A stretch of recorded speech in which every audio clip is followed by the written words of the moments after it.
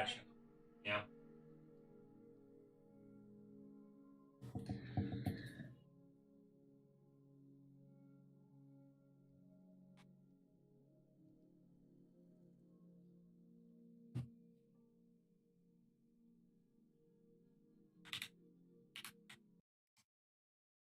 Hello, everybody. Thank you so much for stopping in for hopefully another fun filled stream. I already know it's going to be great. I already know this week is going to be fantastic. It is going to feel great. It is going to look great. And because I'm no longer playing Crash 4, I have taken that toxicity out of my life and I'm moving on and feels good. It feels good. I definitely the best decision that I can do. And I've already got the next platinum trophy game picked out, which I've had a few people tell me that it is a great game. So I'm going to be excited to jump into it. That's all there really is to it. I hope everybody had a fantastic and safe weekend. I did. Bought a brand new pair of pants, which was the most comfiest pair of pants that I've ever uh, bought. And I'm not sponsored by them, but Duluth Trading Company, if you'd like to sponsor me, it is the most comfiest pair of pants that I have ever put on. And I'm going to buy two more pair. And I have already told my mom to order two pair as a Christmas gift and birthday gift combined to myself. So I'm going to have 5 pairs of Duluth pants on the way coming this year. So again, Duluth, if you need a sponsor partner, let me know. I will gladly rock the fuck out of any equipment you give me. Okay. Okay. Somebody get this to Duluth Trading Company, please. I beg you. I need something. Something's gotta start coming in soon. Or I don't know what I'm gonna do. I'm gonna have to keep working at my 9 to 5 job. Which I'm trying to get away from that. Trying to get to this. But in order to get to this, we got to get the ball rolling. So, Duluth, help me help you. All right. The more I get to stream, the more I get to sponsor you and talk about you. Okay. Instead of me only talking about you once in a 3 hour stream, I could talk about you maybe 2, 3 times in an 8 hour stream. I've already got the math down. You just gotta call me, all right? Have your people call my people. And we'll get something set up, okay? All right. For those of you who don't know who I am, my name is Jax Ice. And again, thank you so much for stopping in for a great stream to come. We're playing Near Replicant version 1.22474487139 repeating. And where we left off, we beat the game. And we got an ending. But there are many more endings that are supposed to be showing up. So now we are going to be playing in the eyes of Kaine. And Kaine is a shade, which means that she can understand what shades are saying. So I believe we're going to be playing the game over at the halfway point because Kaine's story started where she is getting unfrozen from guarding the wall, the door in the library. But first, we have to do a light novel to talk about Kaine's life which we read one um before the stream ended on Wednesday, I believe. And it was basically the town that she lived in. I believe it was called the Aether, the town that had all the buildings on the side of the mountain. And everybody was just very mean to her, and the kids were throwing rocks at her and stuff. So at first, I was kind of sad that Emil swallowed that whole town, but after reading that, I'm glad every fucking one of them's dead. I'm glad. I'm very glad. I can't wait to do it again. Can't wait to see it happen again. It's going to be great. So, enough about me. Enough about this whole chatty Cathy over here. It's now time to get into the business. The business that is Nier Replicant version 1.2247 1447139. I don't think that's right. Oh, I added an extra one. 1.224744871139. Repeating.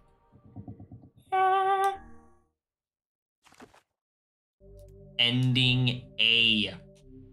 So now we're gonna start. We're gonna work towards ending B for our girl Kaine.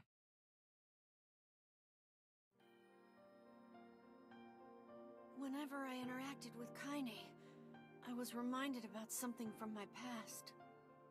Maybe my mind has been confusing her with my sister this whole time. I hope not, because I'd like to sleep with her. Anyway. Let's get you back, Kaine.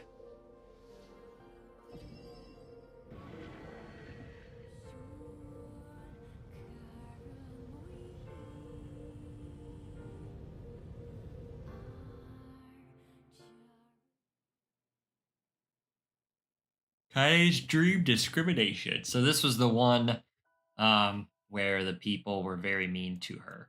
So we are just going to skip this. If you would like to reread it, you can pause it and read it yourself, or you can go back to Wednesday's stream and be stream 7 of this at the very end, and you can have me read it to you in my soft, soothing narrator voice that I have.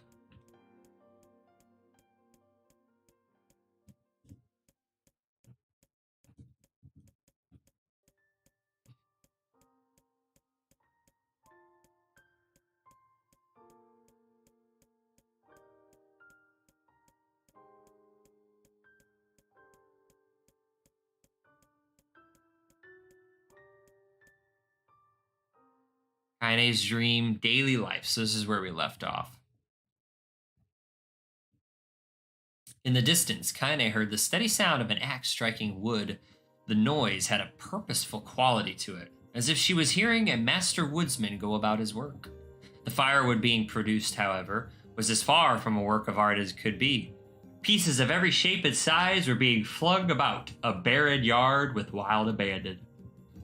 Anyone trying to stack such wood would probably die of frustration before the job was through. Stupid piece of shit axe.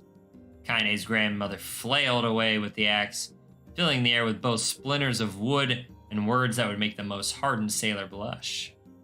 Grandma, called Kaine. That you, Kaine? Yelled the old woman, taking her eyes off the wood for a moment. Don't get too close, or I might take your goddamn foot off by mistake. She brought the axe down on the piece of wood, sending chips flying in every direction.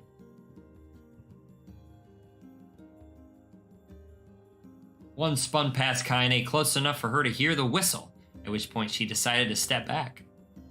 Once she'd scuttled to a safe place, she cupped her hands around her mouth and shouted, Grandma! Do you need help? I can get you water or lunch or a new axe or something. The axe, poised to strike another wobbly blow, paused in midair. The old woman considered her granddaughter's offer for a moment, then smiled. Tell you what, since I'm doing such a piss poor job of chopping, why don't you come here and take over so I can go get the water? Shades have been restless lately, and I don't want you running into one of them bastards. Relinquishing the axe, her grandmother picked up a long pole with wooden bucket on either end. Gathering water was by far the more difficult of the two jobs, but Kaine knew better than to complain. Once Grandma's mind was set, there was no changing it. Kaine did her best to help with chores, but Grandma took every task that required travel to the village. Though she had a long list of plausible excuses, Kaine knew the real reason. She didn't want her granddaughter to be taunted and harassed by the villagers. Once Kaine moved in, Grandma decided to take up residence a good distance from the Airy. I said the Aether. Out of sight, out of mind seemed to be the best policy when it came to the villagers and her granddaughter. And rare were the days when any but the two of them could find on a rocky acre of land they called home.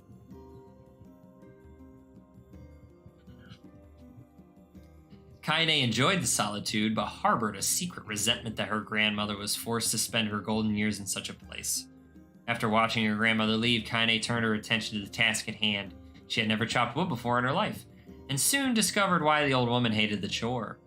Swing after swing, the axe produced only a tiny crack in the wood, and when she finally managed to connect with a solid stroke, the tool embedded itself into the log and refused to budge. Frustrated, Kaine swung the axe around her head and threw it, log and all, across the yard. Damn it. Ah, crap. She suddenly understood the joy her grandmother felt in a good curse. Happier now, she picked up the axe, forced it from the wood, and resumed chopping. She had a natural skill with a blade, but the task was challenging, and blisters soon began to form on her small pink hands. This is tough. And my logs are all weird sizes. Spitting on her palms and ignoring the pain, Kaine redoubled her efforts. Just as she was developing a rhythm, Grandma returned from the village. Setting down her buckets with a small sigh, she took one look at the logs and coughed out a wheezy laugh. Pretty clumsy, girl. You better practice if you... Her grandmother suddenly collapsed to her knees, causing one of the buckets to wobble precariously. Eyes wide, Kaine dropped the axe and ran to her grandmother's side. Grandma! The old woman shook her head and pointed a trembling finger at the bucket. Get the bucket. Can't let it spill. Kaine steadied the bucket with a foot as she knelt by her grandmother. A small bit of water sloshed over the side and made a new home in the hem of her dress, but Kaine didn't notice. Grandma, what's happening? Crazed with panic, she grabbed her grandmother by the shoulders and shook. After a moment, the woman lifted her arms and batted Kaine away. Stop that. Just stop, she cried, breathing heavily. Ain't like I'm dying. Just tired from the trip is all. Kaine desperately wanted to believe her, but one look at the old woman's shaking hands and worn face told her more than words could ever. Her grandmother had lived a long, hard life, and it seemed the bill was finally coming due. The time when her grandmother watched over Kaine was ending. Sooner than either of them had feared, the positions would be reserved. The next morning, Kaine came to the side of her grandmother's bed and took her wrinkled hand. Grandma, you're sick. You need medicine. I'm going to the village. The old woman shook her head and tried to rise, but Kaine gently pushed her down. It's all right, she said. I'll be fine. Her grandmother fixed her with a gaze that could melt steel. After what seemed an eternity, she finally lowered her eyes and sighed. Well, I don't like it, goddammit, but I guess I should quit being so stubborn and let you grow up. The old woman watched as Kaine strapped on her boots and made her way down the road to the village. Hours later, as an unseen sun made its way across the dark, rainy sky, she was still watching. Kaine moved at a brisk pace, checking her pockets every few minutes to make sure the money her grandmother gave her was still there. Every noise caused her to spin on her heels, making sure she wasn't being stalked by a shade or worse, Demo and his gang. But she encountered neither tormentors nor shades, and Kaine finally found herself at the entrance to the village. The few adults she could see glanced sideways at her, then muttered to each other behind raised hands before slinking away into the shadows. Her heart racing, Kaine took a series of rapid, shallow breaths and tried to calm herself. I have to prove myself. I have to help Grandma. I have to be strong. She chanted those words to herself over and over as she slowly made her way. Finally, her eyes settled on a rotund older woman who was angrily waving her arms in the air and telling anyone who would listen exactly what she thought of Kaine's presence. Hey, lady, said Kaine with a bravado she did not feel. Where's the apothecary? The woman's flabby cheeks shook in bewildered anger. How dare this thing speak to me? They seemed to say, but Kaine saw that her eyes held a different emotion. Fear. Yeah, we're both scared, lady. Trust me on this one. Which way? Kaine repeated. The woman pointed at a small building to her right before hitching up her dress and stumbling off in another direction. Kaine cringed, expecting a stone to come flying from the assembled crowd, but none came. Her mind was filled with a strange sense of pride as she made her way to the apothecary. But the new emotion had little time to take root, for as soon as she opened the door, she noticed a familiar customer at the counter. It was Demo. He'd clearly been sent here on some kind of family errand because his gang of followers was nowhere to be found. Oh my god, he sputtered. What are you doing here, freak? The insult was delivered without force, and Kaine happily ignored it. Stretching on tiptoes to see over the counter, she asked the shopkeeper for the medication. Ah, barked Demo. Oh shit, I didn't mean to do that. Shoot! What did that say? I fat-fingered that. Done did fat-fingered that. Here, let's do this.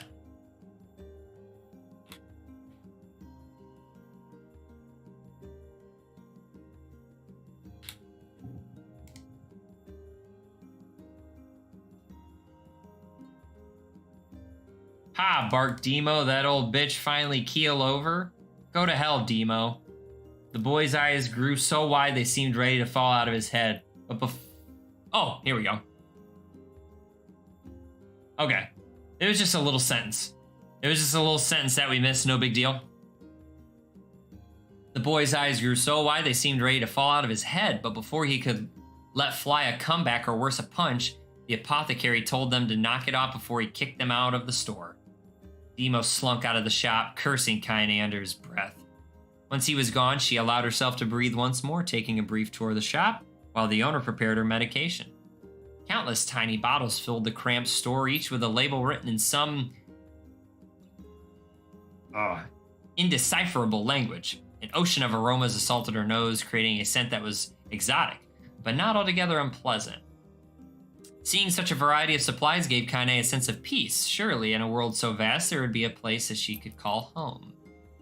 On the far wall behind the counter rested a portrait of a stunning young girl. The picture had once contained bright, vibrant colors, but time had worked its cruel magic, and they were beginning to fade. The beauty of work, however, remained undiminished. You like that picture? Kaine turned to find the apothecary with a small vial of medicine in his hand. His eyes were gentle but sad.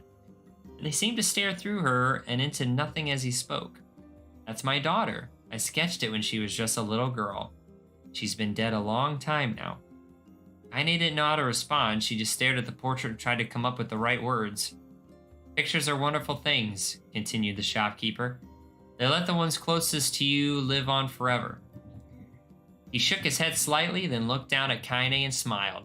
Handing her the medicine, he reached into his sizable green apron and produced a handful of old wax crayons. You should have these. There's no one left that I wish to draw. Kaine took an instinctive step back, causing the shopkeeper's face to darken. Yes, I've heard the rumors about you, he said. It's a small village and word travels quickly. Between you and me, I'm not sure which of them to believe. I also don't think they matter much. I know your grandmother, Callie, and I think the way she was driven out of this town is just deplorable. Grandma's name is Callie? Thought Kaine suddenly. She was still nulling this new fact over in her mind as she reached out and gently took the crayons from the apothecary's hands. Your grandmother is an old friend of mine, he said as Kaine scooted away yet again, and I owe her much. I wager she would like it if you drew a picture of her. Yes, I think she would like that very much.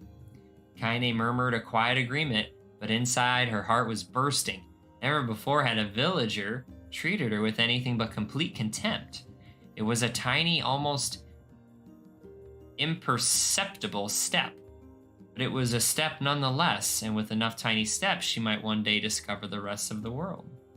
When Kaine returned home, she found her grandmother asleep in her bed. Her feet were blackened and raw, even bleeding a bit in places, leading Kaine to think that had been pacing around the room until exhaustion finally caught up with her.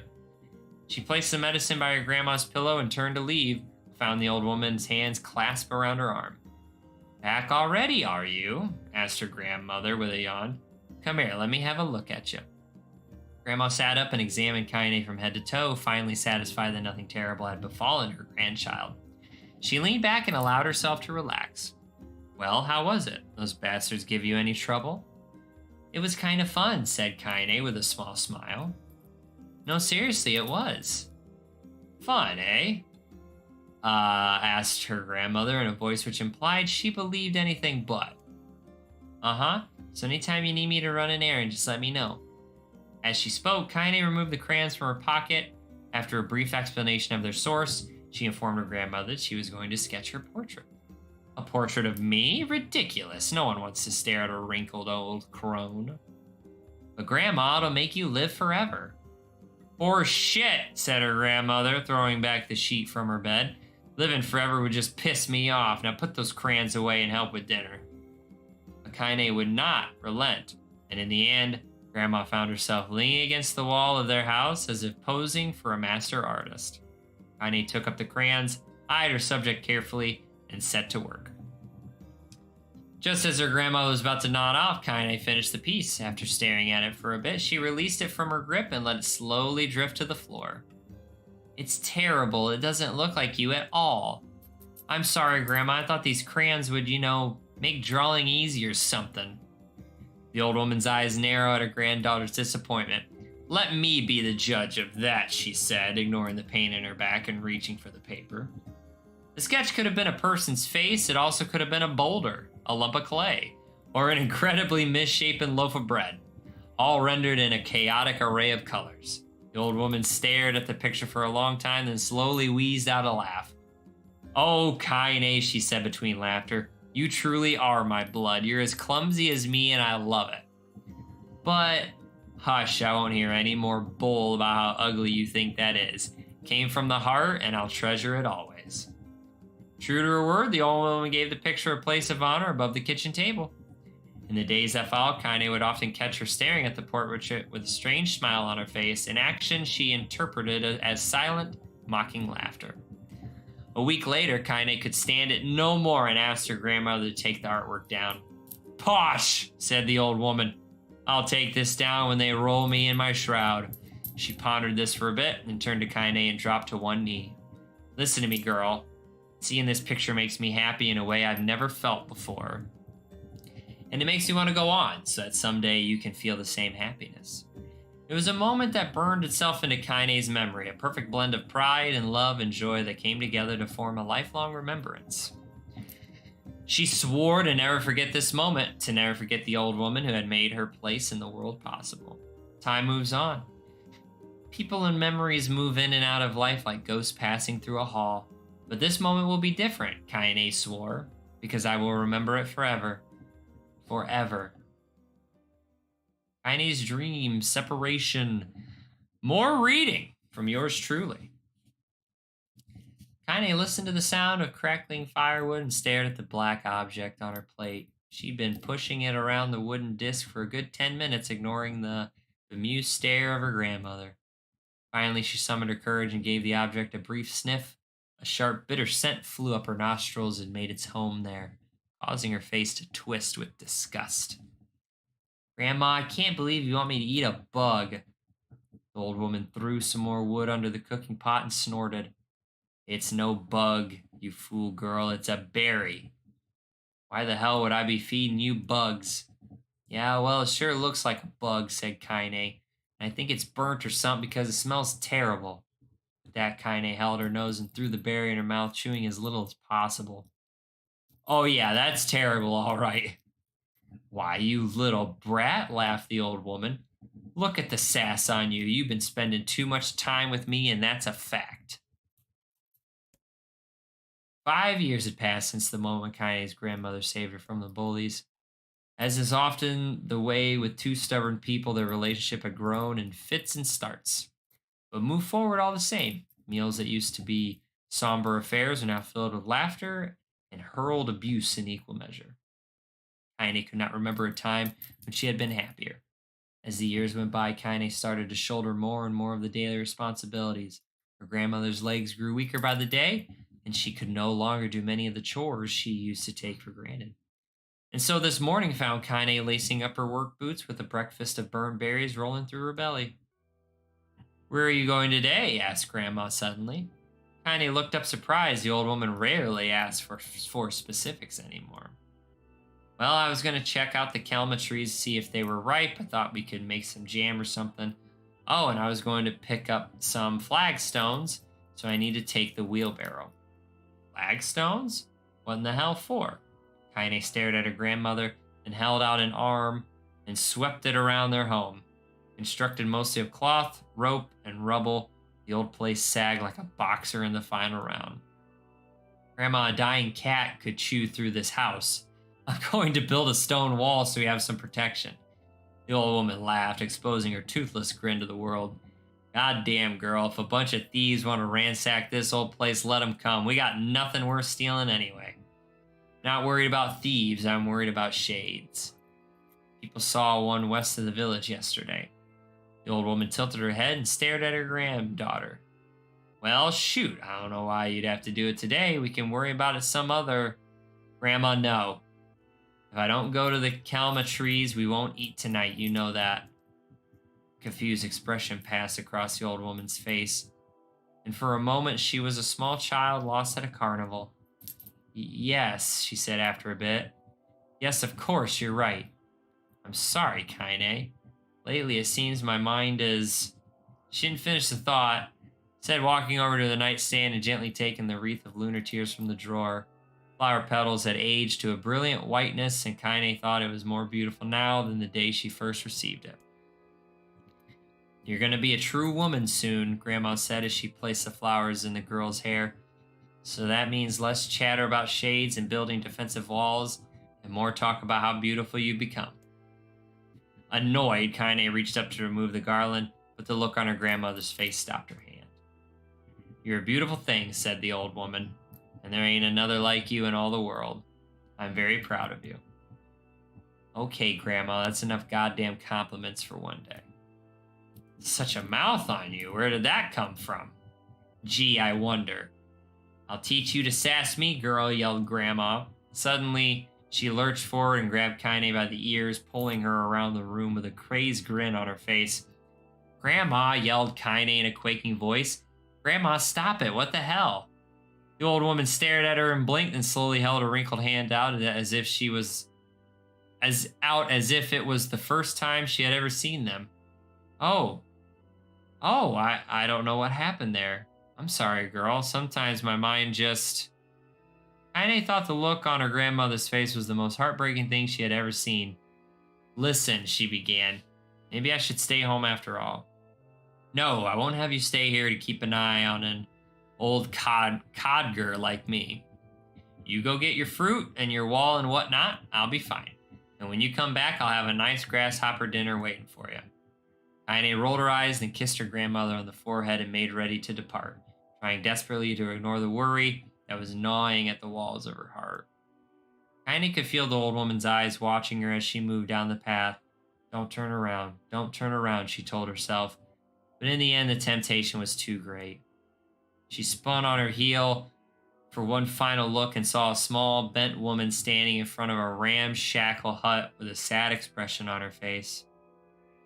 Gods, she looked so old now. It's like the wind could reach down and just carry her away. Kaine worried about her grandmother all day, causing her work to suffer. What little fruit she could collect was tossed carelessly into the wheelbarrow. She only found a couple of stones before losing interest in the project. Finally, as dusk approached, she decided to call it a day. Cursing herself for the lack of focus, Kaine pushed the nearly empty wheelbarrow back down the path. As she crested the final hill, she suddenly froze in place. The wheelbarrow fell from her fingers and collapsed on the side, sending a few pieces of wrinkled brown fruit rolling back down the hill. Her gaze was transfixed by a thick black cloud that hovered just ahead, tracing its path with a finger. Kaine suddenly felt her stomach knot in on itself. No, oh gods, no! Her grandmother's house was ablaze! What the fuck? The flames licking up as if trying to touch the sky itself. Grandma! Grandma! Kaine ran then faster than she had ever moved in her life. Once she tripped on a stone and went sprawling into the rocky ground, but she leapt to her feet and continued running, unmindful of the blood that spilled from her wounded hands and knees. She got closer and closer. Kaine's mind began to race in time with her footfalls. It's too dark. It's too dark. Not just fire. Can't be fire. Too much smoke. Gotta save her. Gotta save her. She burst into the front yard and came to a sudden halt, her worst suspicion confirmed.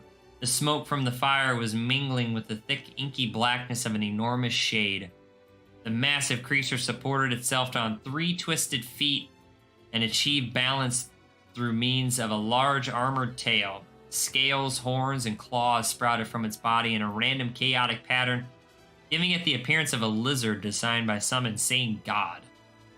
Seeing Kaine, it let out a roar and flicked its tail, summoning small whirlwinds spinning around the yard. For a moment, the creature retreated into a shimmery, inky blackness as if her mind was unable to comprehend that such a thing could actually exist. But then the smell hit her, a blend of rotted meat and excrement, and the horror became real once more. The creature bellowed again, and this time Kaine responded with a scream of her own. All right, you bastard, she thought as her scream echoed off the high cliffs around her. It's you or me, let's go. The shade eyed Kaine with bemused interest. Then it began looking from her to the house and back again, as if urging her to look at the destruction it had so gleefully wrought. With dread building in her heart, Kaine glanced towards the house.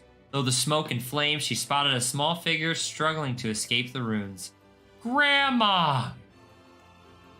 At the sound of her voice, the old woman began waving frantically. She's alive! Thought Kaine, alive! Kaine's legs sprang to life as she raced across the yard towards the flaming wreckage of the house. Before she could advance more than a few steps, the shade opened its mouth and let out a roar powerful enough to uproot trees and send them flying. The blast sent Kaine tumbling through the air before smashing her against the rocky earth. Stars danced in front of her eyes as she tried to remember how her legs worked. Get up! Get up! Get up, get up, get up, now!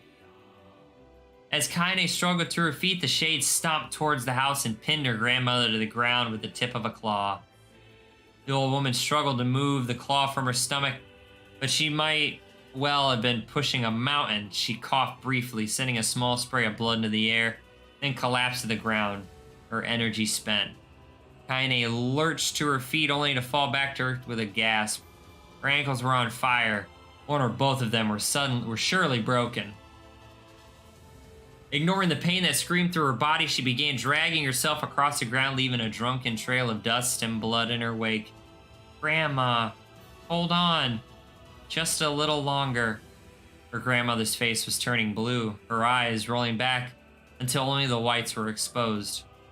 Kaine pulled herself across the ground with maddening slowness. The distance seemed to increase with every second that passed. The shade glanced between the two women and flicked out its tongue, its giant mouth turning up at the corners. Short, panting breaths belched from somewhere deep inside its core. Bastard, laughing at us. She had no idea how such a mindless creature could experience emotion. But there could be no doubt the shade was taking joy in their suffering. Yeah, I see your plan. The shade moved its claw slightly, allowing Grandma to breathe again. It was clearly keeping her alive, only to snuff out her life when Kaine was close enough to touch her. I'm gonna kill this bastard. Summoning all of her strength, Kaine rose to her feet. There was a sickening snap from her right ankle as her foot twisted backwards, but she forced it from her mind and began to hobble towards the monster. Pulling a small knife from the pouch at her waist, she leapt on the foot that pinned her grandmother and plunged the weapon deep. "Give her back," she screamed. "Give her back to me." It was like stabbing a rock. After a few swipes, the knife broke at the hilt with a dull snap. The shade panted laughter again, and then raised its tail and sent it rushing through the air toward the young girl that was latched to its foot. Kaine never had a chance. The tail struck her square in the chest and sent her crashing into the burning wreckage of the home. As she lay on the ground with blood pouring from multiple wounds, a small, weak voice spoke up. "Kaine." Kaine's vision blurred, but she forced herself to focus on the sound. Finally, her eyes cleared enough for her to make out her grandmother's hand reaching out to her through the smoke. "Grandma." "Kaine, you gotta run. You can't best this one." Kaine grabbed the hands that held on with all her strength. "Grandma, come on, we have to go." The old woman coughed loudly. One of her hands, slick with blood, slipped from Kaine's grasp and thumped to the ground below. "Grandma, no. No!" "I said run, goddammit. You have to live. You have to get through." The thought would stay forever unfinished before she could say another word. The shade's claw's foot descended, smashing through the remains of the roof and down upon the shattered figure of the old woman. Blood oozed from gaps in the creature's toes as the terrible putrid smell assaulted Kaine's nose once again. She stared at the foot, dumbfounded, convinced that what she was seeing could not possibly be real. When the creature finally lifted its appendages, all that remained underneath was a twisted, unrecognizable mass of rubble and red. Her grandmother was gone. Kaine blinked, trying to feel the hands which had been in hers just a moment before. For a fleeting instant, she could remember the warmth of that embrace, the trembling of the fingers, but the sensation drifted away on the breeze and was gone. Memories flashed through Kaine's mind, one after the other, faster and faster, until they became a meaningless jangle of noise. Kaine screamed then, a thunderous sound that echoed off the cliffs and seemed to roll away forever. The shade eased forward, black ichor pouring from its mouth and dissolving into smoke on the ground below. The earth shook with every step as it crept towards its prey. Kaine's body slowly rose as if controlled by a mad puppet master. Her arms and legs were bent at impossible angles, her head lolled dangerously to the side. Yet somehow she managed to stand. Staring at the shade, her eyes began to glow with a deep red fire. The creature, so confident just moments before, took a slow, hesitant step backwards, trying to discern if this broken human could possibly pose a threat. Kaine seized the moment. Laughing like a madwoman, she leapt into the air and plunged the shattered hilt of her knife deep into the leg of the shade.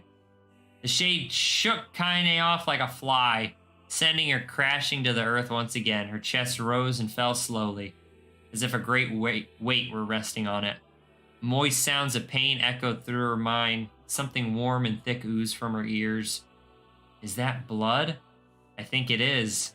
I think I'm bleeding to death. No, can't die. Grandma told me to live."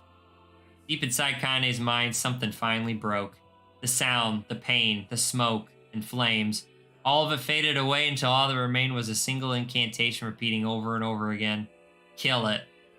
Kill it. Kill it. Kill it, kill it, kill it, kill it, kill it, kill it. Kill it, kill it, kill it, kill it, kill it. Kill it now!" As the spark that was Kaine slowly began to flicker and die, she felt her desire to kill and her desire to live blend into one. The distance between heartbeats grew longer and longer and longer. All right.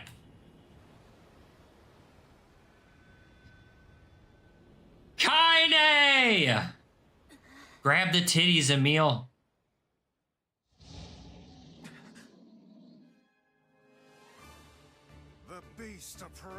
The beast is alive. Oh my god. Grimoire, Vice, I've missed you too, my guy.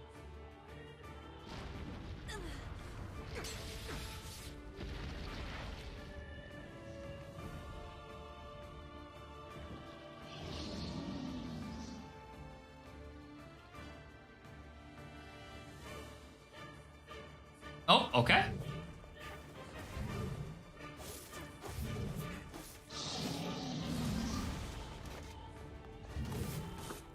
What anger this creature must have. How did it even survive these past 5 years? I'm not gonna let this happen again. It dies today. You're damn right it dies today. My sword feels lighter.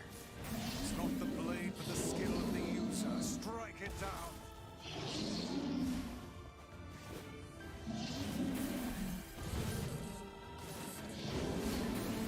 Oh, yeah.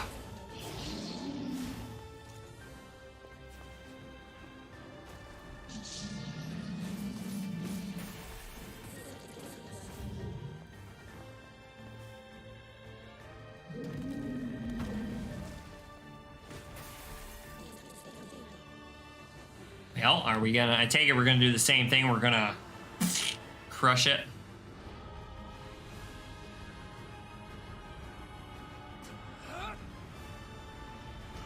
Sure are.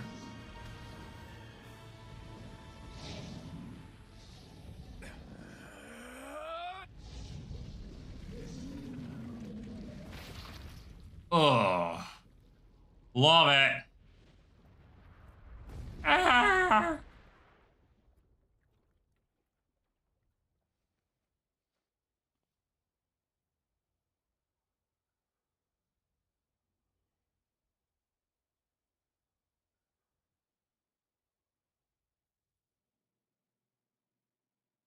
Oh, okay. Kaine's dream encounter. More reading. Gently, weakly, softly. The shade, sure that its tormentor was dead, turned and stomped off towards the horizon, stopping along the way to bellow one final roar. Couldn't kill it. Shamed beyond imagining, Kaine tried to turn her head to the side, but only succeeded in coughing up a huge gout of blood. Excuse me. It was getting difficult to see, and only after a moment of fierce concentration did she realize that her left eye was gone. Laughing to herself, she turned her remaining eye to the ruins of her home and noticed a ragged stump of arm resting a few feet away. Yeah, that's mine, she thought with a mad giggle. This is gonna make clapping a real bitch. Ha! Cried a sudden voice from the depths of her mind. Finally gonna die, are ya?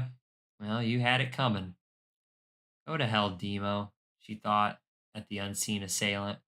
Go to hell before I pluck out your eyes and feed them to a dog. The voice of her childhood terror evaporated into smoke, only to be replaced by another, more recent voice. Hold still, said the apothecary, materializing from the ruins like a ghost. I want to draw you.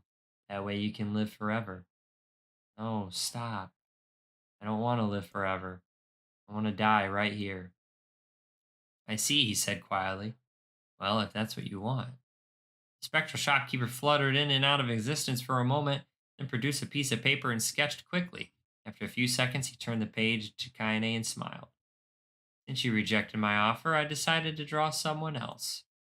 It was a picture of her grandmother, real as life. Kaine opened her mouth to thank the man, but stopped as the picture began to blacken in the middle. Before she could say anything, dozens of multi-legged insects began to swarm across the image, tearing at it with sharpened pincers. Stop, no, don't hurt that picture. Kaine reached out with her remaining arm and waved futilely in the air. To her surprise, the insects fell off the picture into the ground below, where they vanished into tiny black tendrils of smoke. Relieved, Kaine turned her good eye back to the picture, only to open her mouth in a silent scream. The sketch now shown her grandmother as she truly was, a smashed, unrecognizable lump of nothing. The apothecary smiled, then broke into a jolly dance. See that? He cried as he danced his jig. It's perfect now. She looks just like you. Ha cha cha cha. I look like that? Oh God. Oh God, I'm gonna die. I'm gonna die. Drowning in despair, Kaine laid her head back in the mud and smoke of her ruined house and waited for the end to come. But just before she let everything go, an unfamiliar voice began to whisper in her ear. Ain't you got a wish, sunshine? The voice was vulgar and fierce at the same time, as if insanity had somehow found a way to take form. Kaine wanted to scream as the voice crawled under her skin, but her lungs refused to work. You know, a wish? Like a prayer or something? Why don't you get on your knees and start praying to heaven?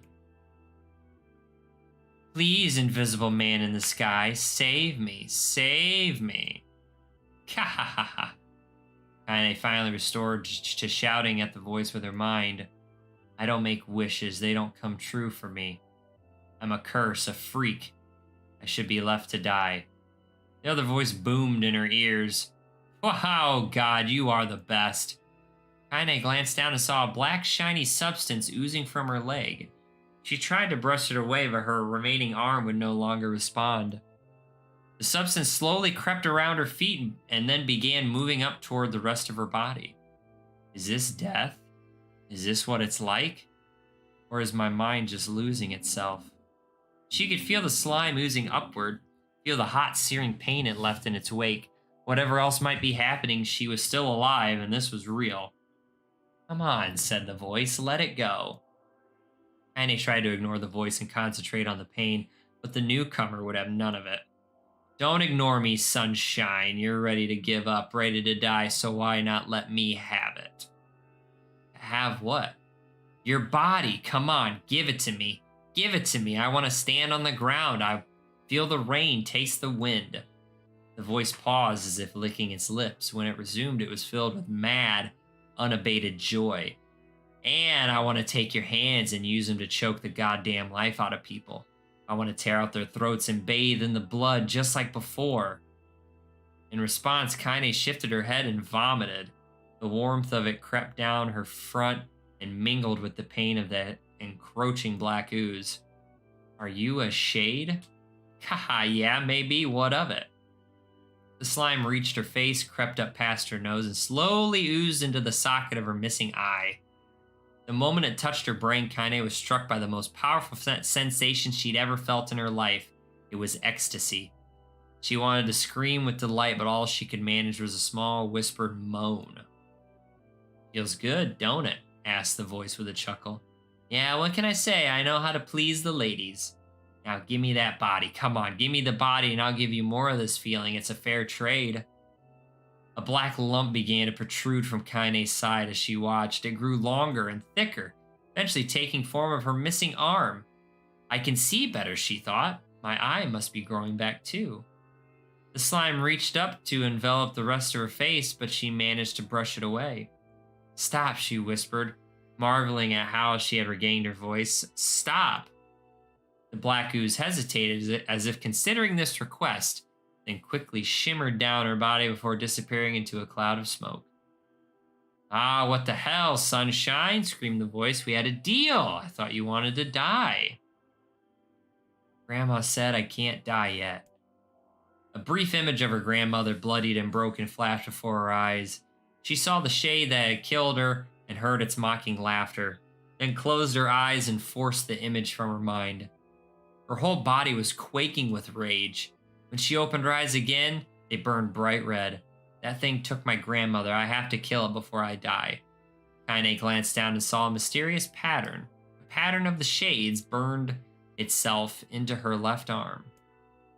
Well, I'll be damned, said the voice cheerfully. Look at that, sunshine. I think you and me are going to be good friends now. Kaine stared intently at her arm. The more emotional she felt, the more the letters seemed ready to puncture her skin and begin infecting the rest of her body. The arm clearly had a will of its own now. Stop, gotta stop. Holding her left arm in her right, Kaine took a deep breath and tried to calm herself. Come on, don't fight it, pleaded the voice. Hate's my favorite dish and I'm hungry. Let it go. Feel the anger burn with the fire of revenge. Thirst for blood, and then go out there and shut up. Shut up and get the hell out of my body.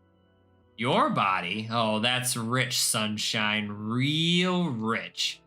Look, why don't you just up and die so I can have this body all to myself? What do you say? I bet those buddies of yours in the area would love to see you dead.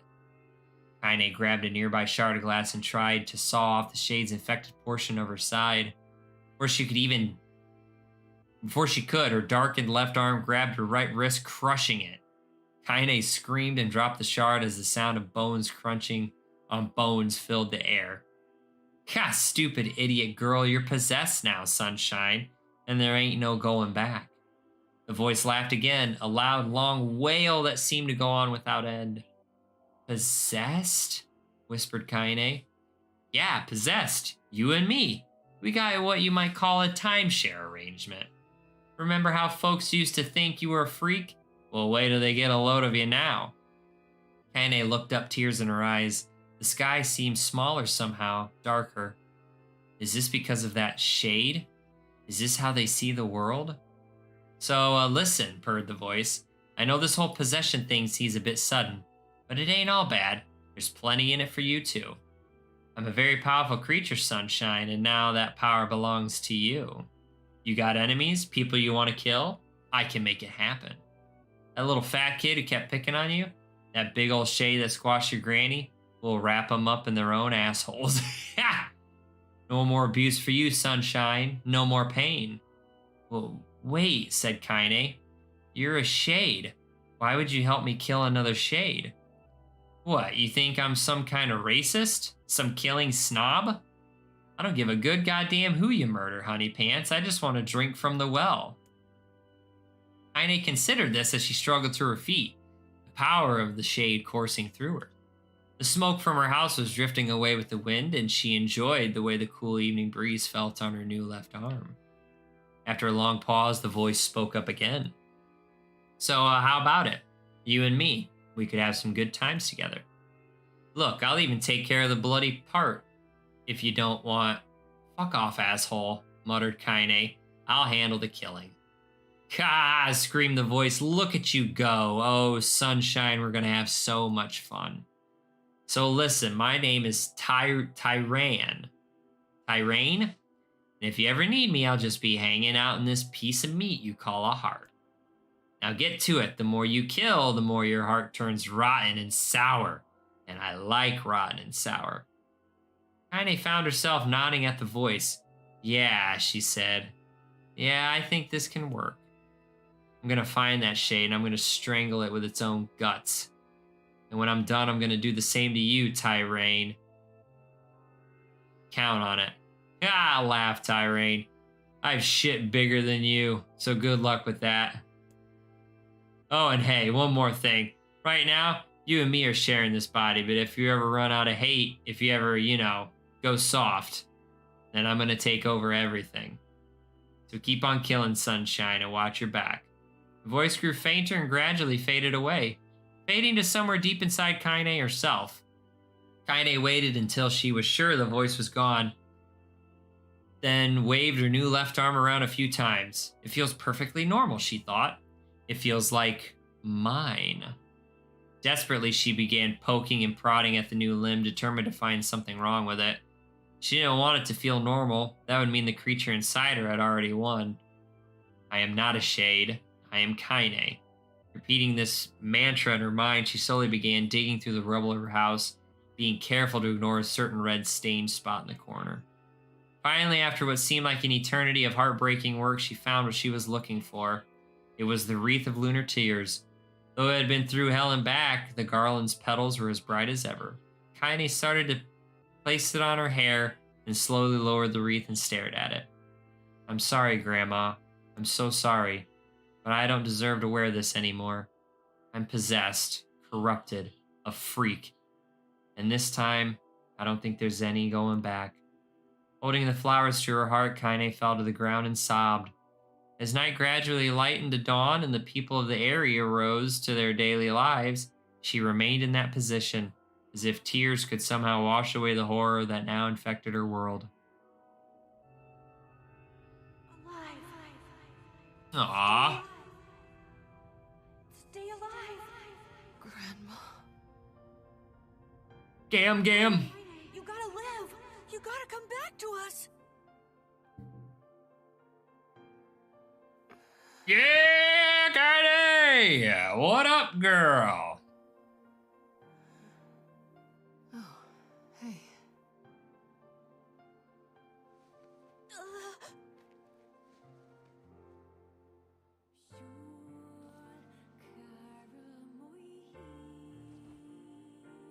Don't look at me. I'm hideous. Emil, you were the one calling me, weren't you? Ah, You still... you still recognize it? Of course. I knew you right away. Thank you, Kaine. Welcome back, Kaine. Don't forget about Daddy. Wow, you grew up. Yeah, I did, didn't I? So, how long has it been? 5 years.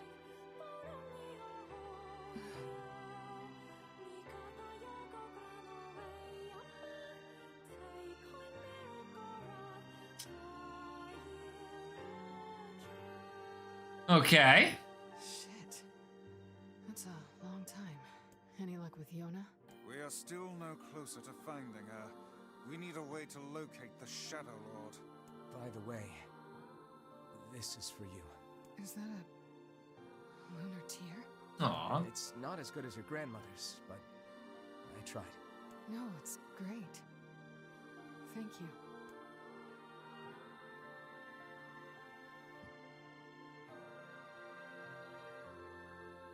Kaine waking from her long petrified sleep. Emil's unflagging kindness. Our reunion was a happy one, and we let it wash over us like rain. Until the Fire Nation attacked. Until Devila and Popola had to go and ruin it all.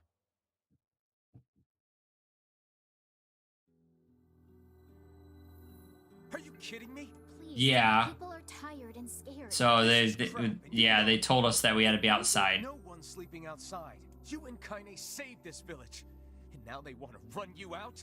People are afraid of us. And really, I understand. I mean, look at me. I'm a freak. As long as you're still with us, I can deal with it. Right, Kaine? I'm used to sleeping outside. But We'll see you later. Sorry about this. Devila and Popola, I see through your fucking lies now, you bitches. what is the matter? Kaine always sleeps outside. I never thought about that until just now. Never even occurred to me. Damn it. We should turn in.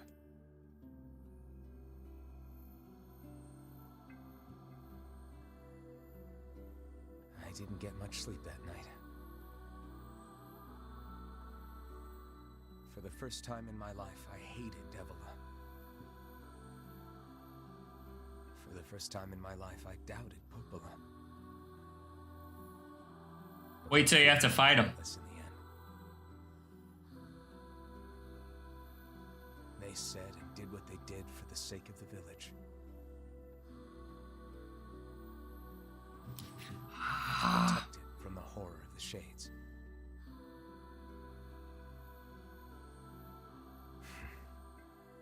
Da da da da da da da. Really, how can I blame Devila and Popola? They're my best friends. They would do anything for me. Just as bad. Because I never once stopped to think about Kaine and Emil's situation myself.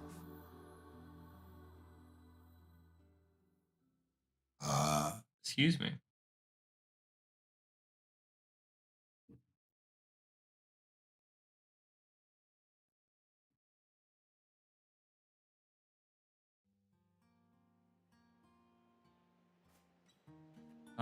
Okay. Okay, I like this.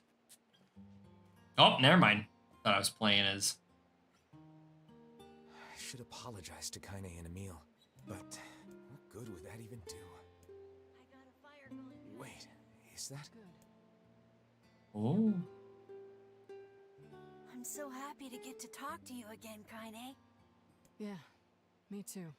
I tried everything I could think of to save you, you know. I polished you with a special cloth. I poured warm water over you. Whoa. Wait, you poured water on me? Yeah, but it didn't really do much except make you all shiny. Hey, Emil. Thanks for saving me. I guess you noticed how I look different now. No. I'm sorry, Emil. I'm sorry for all of it. Well, I mean, this new form isn't all bad, you know? Well, I can fly. At least I can look at you when we talk, right? Hey, so why don't you tell me something about yourself? I'm not very interesting. Sorry. Come on, I just want to know you better. Please? Fine. This all happened when I was a kid. Before the whole shade possession thing. My body is different. And when the villagers found out about it, they started treating me like a freak. But one person, my grandmother, accepted me just as I was. No matter how bad things got, she gave me the strength to keep going. She's really special to you, huh? Yeah. Oh, hey! That gives me an idea. Since we cured your petrification, we should start looking for a way to cure your possession in my body. I know we can do it if we all work together. Heck, it'll probably be super easy. Oh, Emil. Let me guess. More warm water? Okay, can we just forget I told you about that? Aww. Those two are cute.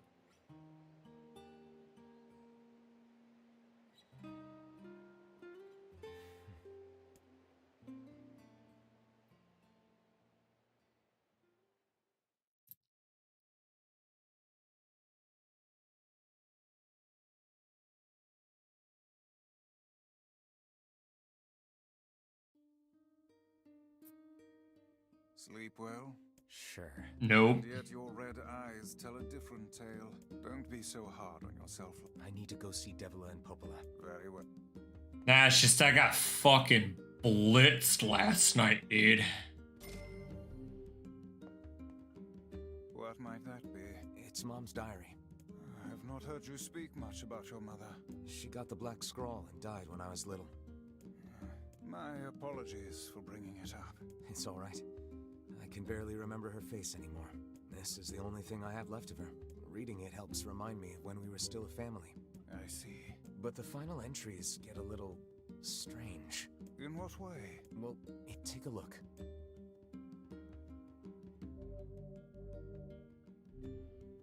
What the fuck? Why did we save? Why did we have to save for that?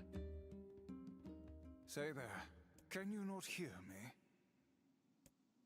Me?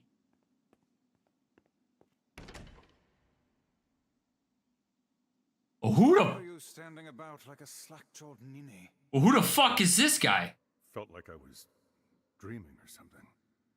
Sleeping on one's feet is quite the talent indeed. Come now, there's the door. Right. Let's go. What the fuck? Proceed beyond this point and you will be unable to save until the battle is over. Sure, I fucking guess. I don't know. I don't know what I did. Oh shit. All right. This is the world of the recycled vessel created to avoid the destruction of all. What?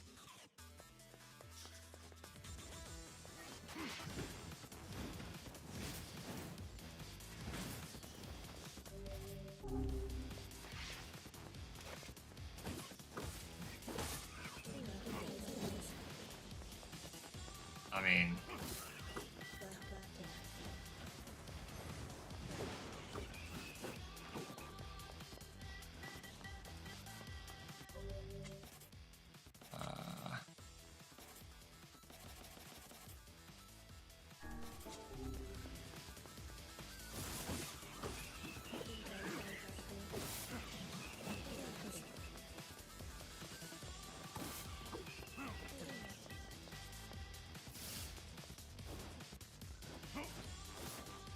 bitch. I am very confused.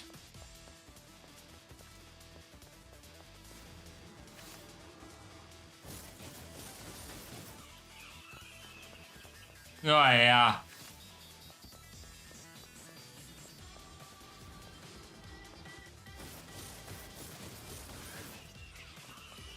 Oh, yeah.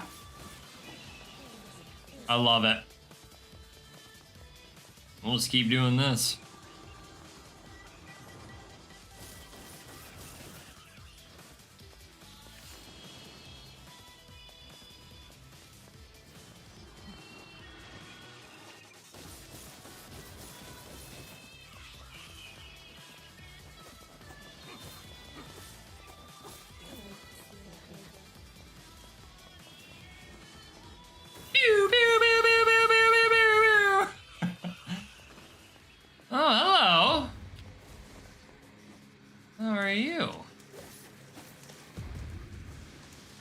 Want some of this justice?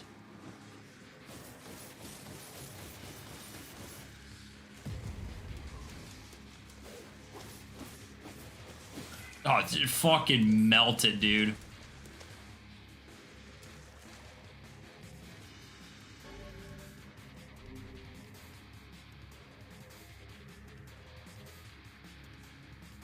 Oh yeah, I've never heard this song before. The Black Scrawl, Lost Destiny, a White Book, a False Truth.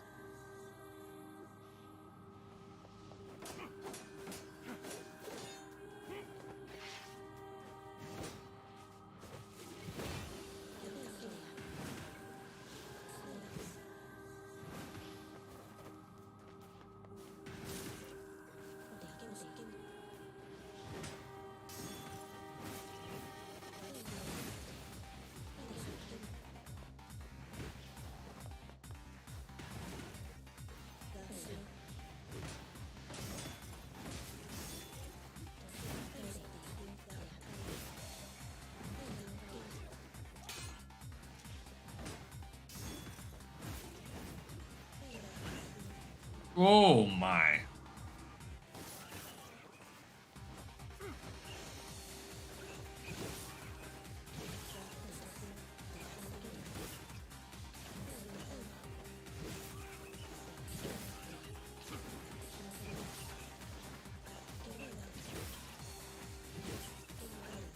I'm just gonna uppercut all of you.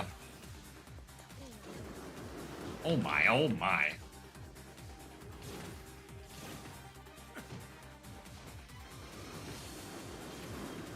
Oh my.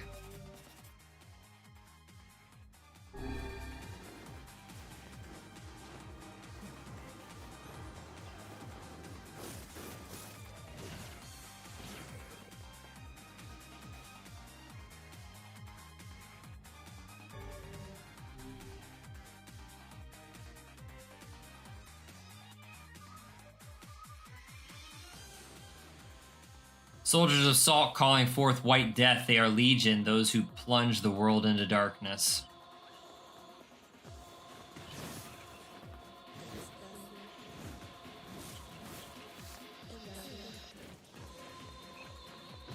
Bitch, you teleporting on me?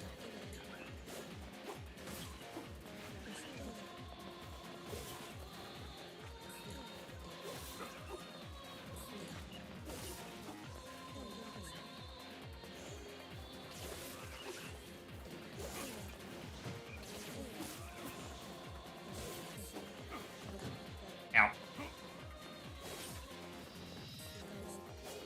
Oh.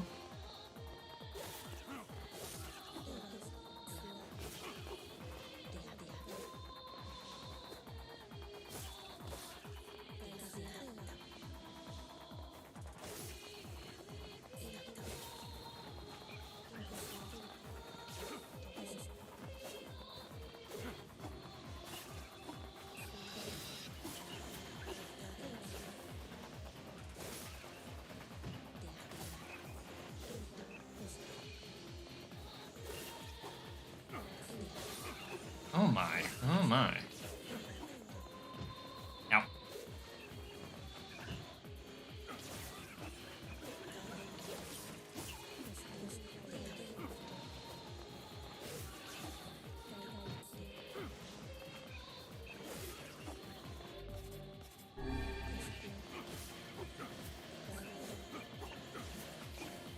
I miss that guy.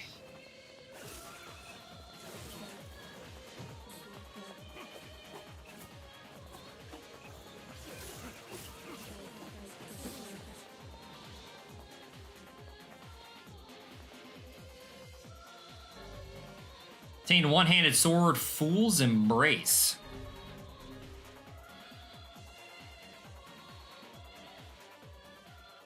The dragon's corpse brought death to the world, delivering unto it the power of magic.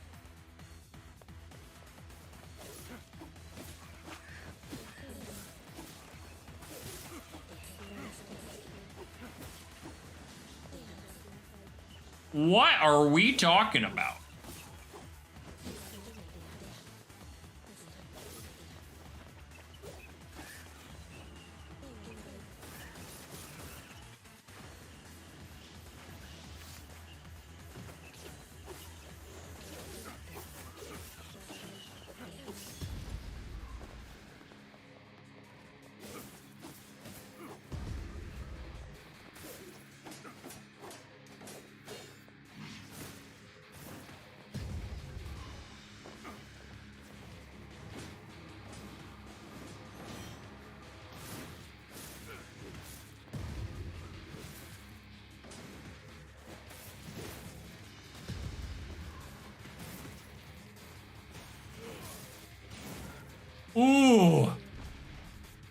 Yeah, you sit down, bro. That -7 put on you, you didn't like that. I decided to go look for a flower on my own and ended up causing trouble for Jack's eyes. I hope he doesn't hate me. The black sickness stains the future. They journey to return the soulless vessels. Oh my gosh.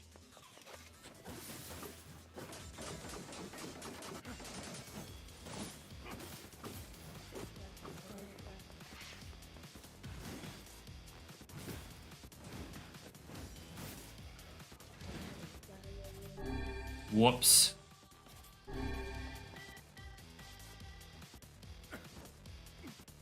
Oh my, what the you expect me to start doing this shit? Why did you walk forward? You had no reason to walk forward.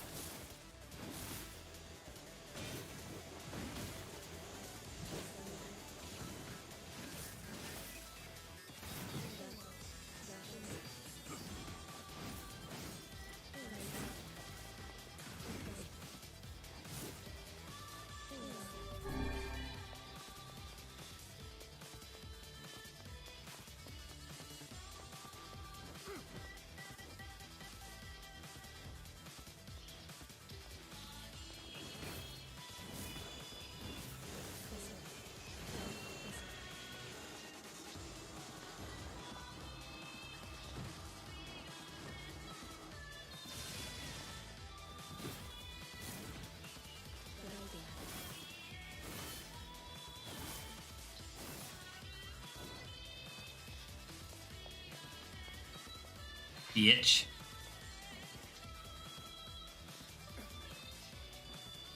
Oh no.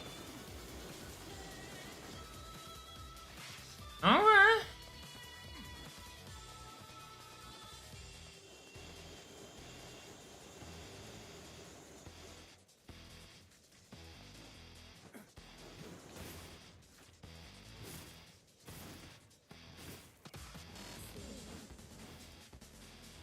Yeah, suck it.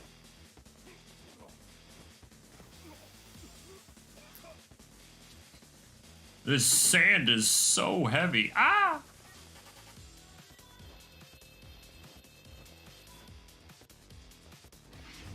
Oh, okay. Babies. I want to get in the closet, but I don't want to be on camera.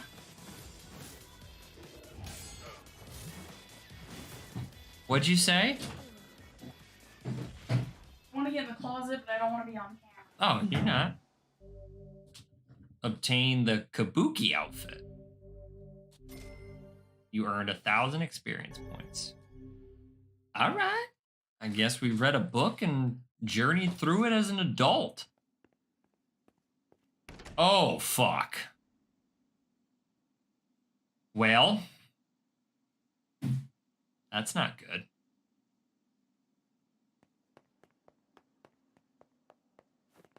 You were pointing at this door. What if I go through this door? The door has already been completed. Oh, no. Okay.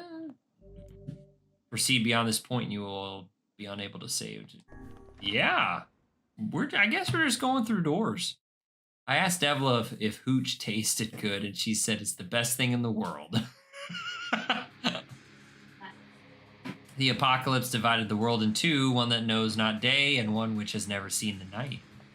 Hi, man, what's up?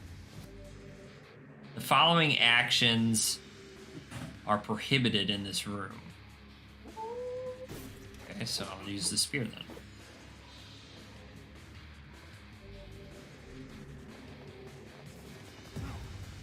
Pick up the mirror. Well, now, wait a minute.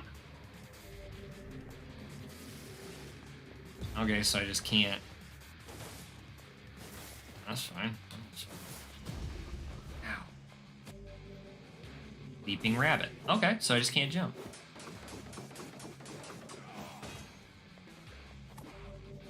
Invasive mouse.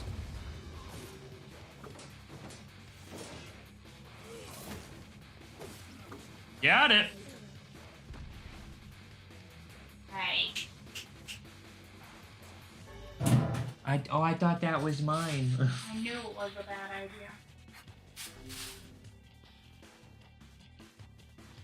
Dun, dun, dun, dun. Why doesn't it fit in there like it's Black and white, 13 packs. The vessels form waver as they cross time and space. Dude, I'm fucking jacked out of my mind right now. Go this way?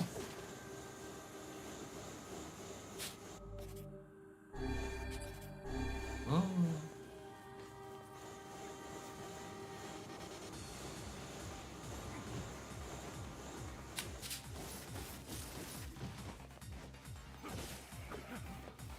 edgy? Hey! Get out of here, bro.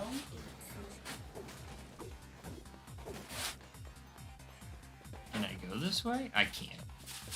Nope.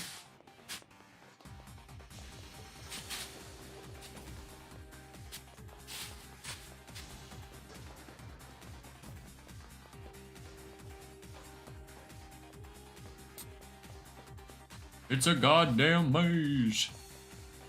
This is a fucking madhouse. There's no plastic. Put it on, touch it. But I know there's plastic in it. Put it on. What are you doing? Can you find it? Can you hold it?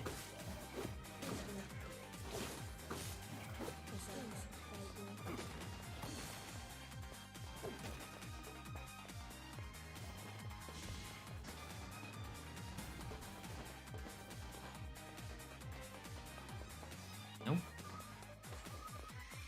'Twas a dead end. Oh, got the floor. The floor. Did the floor. And more.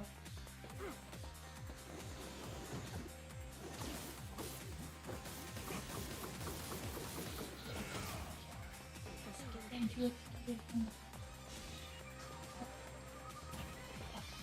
Gosh, this sucks. Oh god.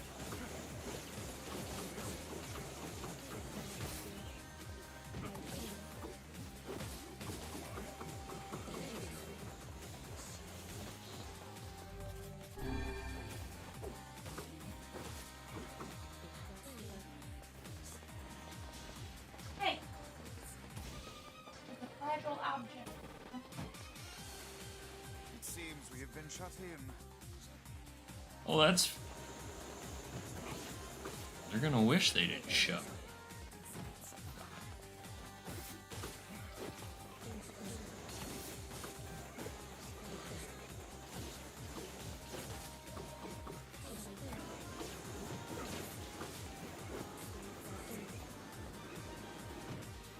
Oh. It seems I need to change up my tactics. Come on. Yep, I'll eat all that. Fucking villain.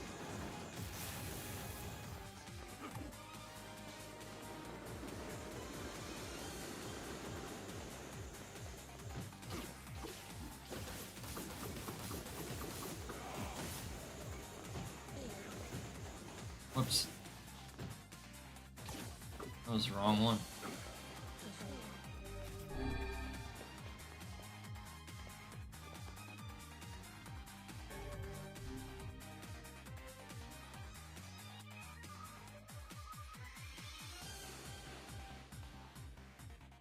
The song of a man has been drowned out, in its place the scream of something inhuman. Okay. Whatever you say.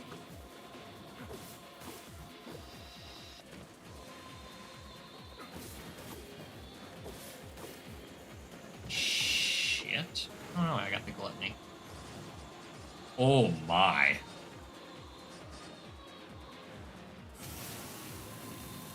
Oh. Heavens to Betsy. That was pretty cool.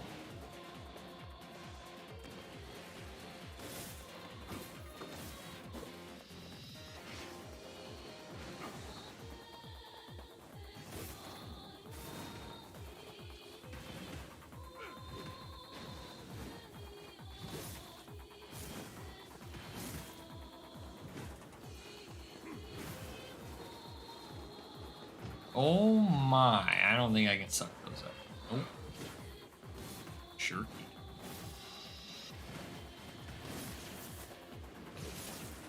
I can hit him though.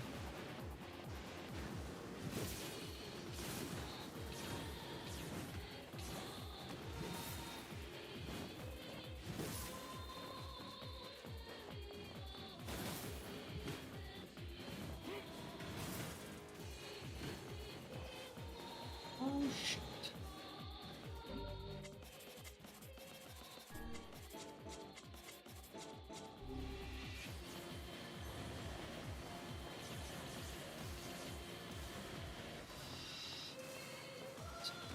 They're doing this.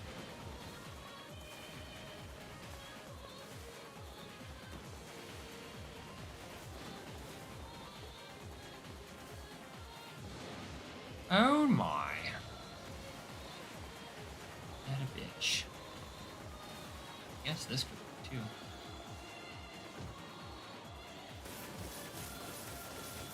I don't know if that's gonna. That is not gonna kill.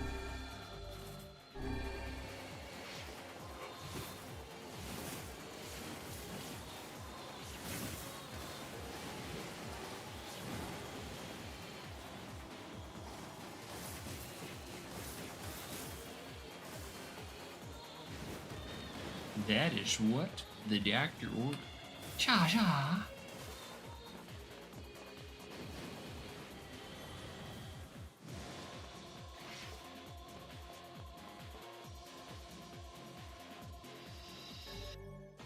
Two-handed sword, Fool's Lament.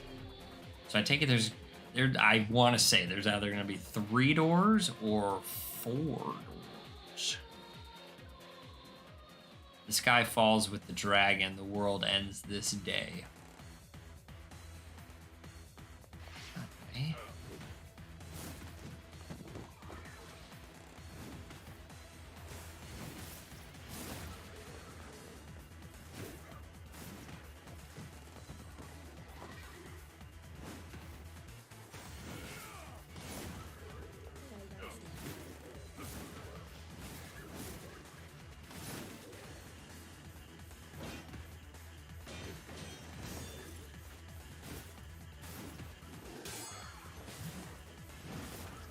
Yeah, boy.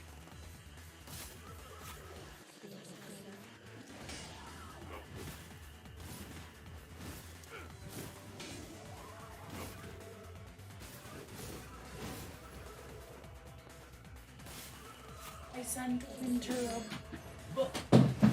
Yeah, A book? a book. I told you that Winter was making the party, so Aaron had to tell Winter about the party. Right. And I got a notification that Winter changed the date on the party. Yeah. So that means Aaron told Winter and they're moving in. Right. So I sent Winter a text message with everything I have to do this morning. Oh, okay. And is this okay? Is that okay? Do we change something? And stuff like that. Did she reply back or? It's like 3 a.m. over there. I'm gonna Oh, go with- gotcha. I'm gonna go with no. Gotcha. Something she'll wake up. Okay. And then I'll wake up too.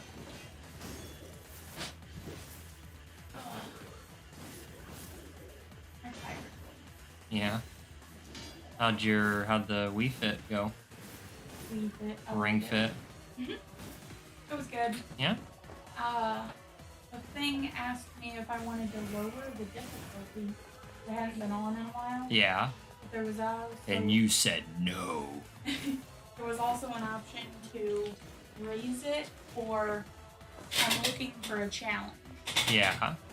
So I click I'm looking for a challenge, and you have to do 16 moves, and then you move on to a different move.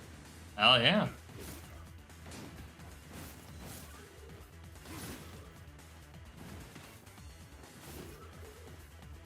Oh, I didn't send Winter the eh.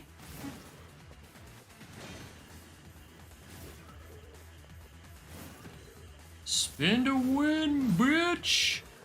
And I'm gonna stab you again. Damn. You do that crazy. Comes home in a couple days. Yeah. Yeah. Well, she'll be halfway home.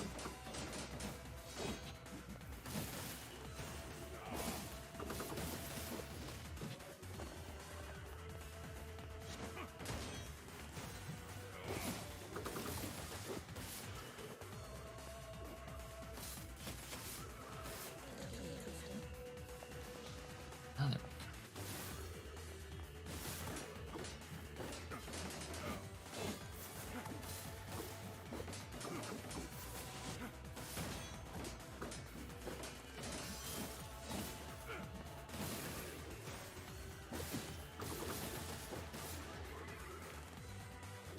Stab. Oh, that killed you.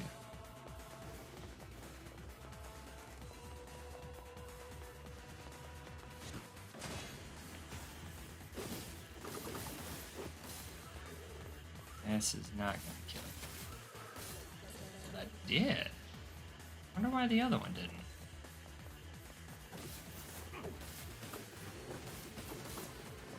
Ah, okay.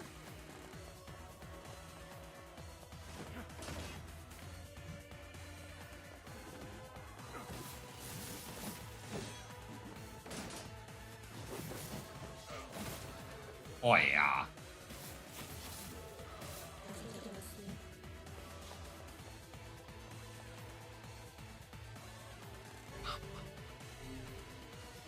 Last night, Jack's Ice told me stories until I fell asleep. I don't remember anything he said, but boy, was I happy. The puppet priest collects the accursed prayers and polishes the vessel. What the fuck? What the fuck is this?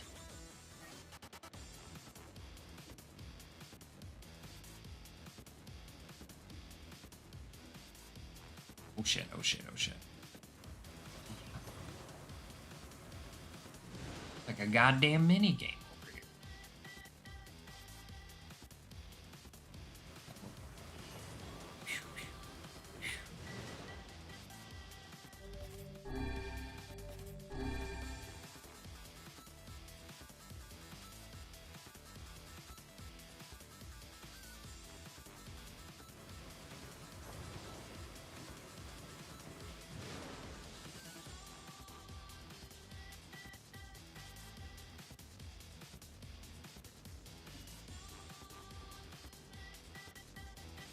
Hey, Big G, what's she doing? Come up here. What's she up to? Oh god, there's a bat. Oh god, there's more bats. There's multiple bats. Get out of here, bats. Get out of here, bats. Here. Get out. Oh shit, you guys too. Go find your target.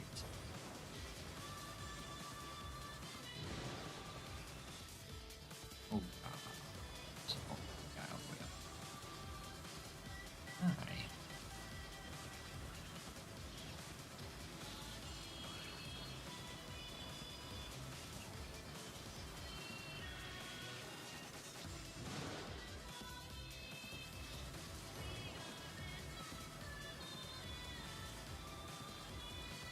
I don't know where this lands. Oh, hi. You're a big boy. Oh, yes.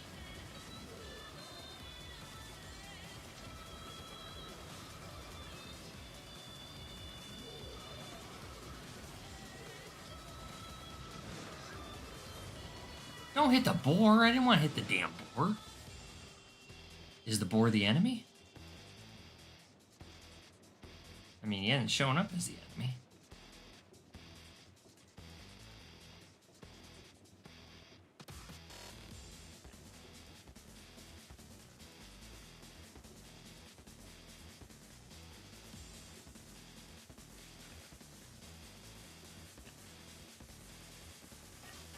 Got no quarrels with you, Boar.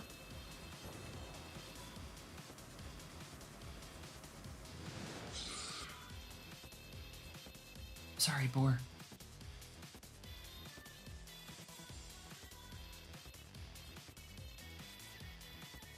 I don't know what's happening.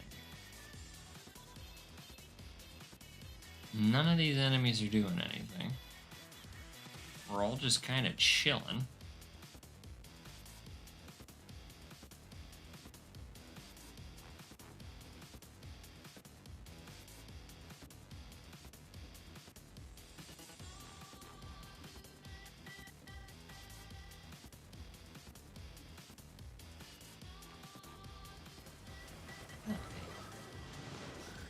Oh, more bats. More bats. More bats. Come on. Bats.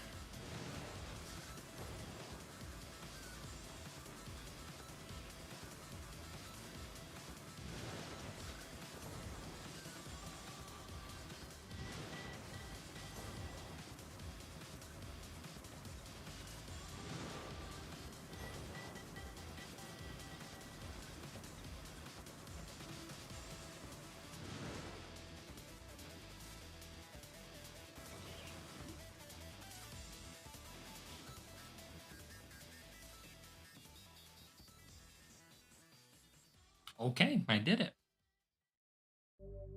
Obtain the samurai outfit. 4,000 experience. I'll take it. Yes, please. Is there a third door? You're goddamn right there is. You sense something terribly sinister beyond this door. It may be difficult to endure what awaits on the other side unless your soul is at least level 33. Wow. I don't want to give away our location. I feel great today. No cough, no fever. Watch out, world, because Yona's coming out to play. What do you mean?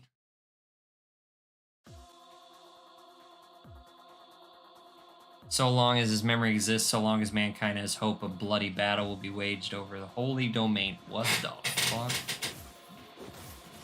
Yeah, kill the bad guys first. Okay, pause it.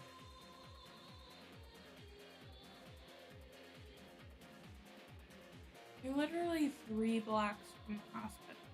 A great day for us. Delivering your baby has always been something I hope to ever do. Everyone involved did an amazing job. Was also with us, but could not be there for the video. Yep. Literally 3, maybe 4 blocks.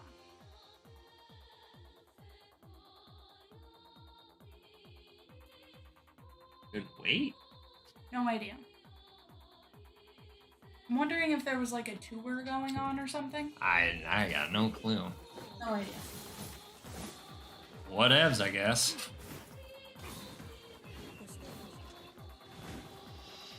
Yeah. Yeah, I'll give you the old weakness clause. What then, huh? I'll bet you I'll be able to fight these baddies no biggie.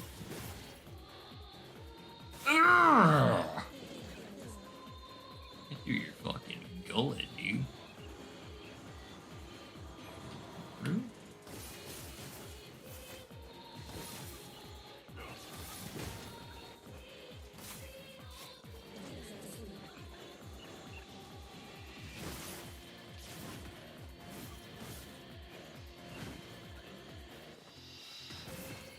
God, I wish I could throw you into the water.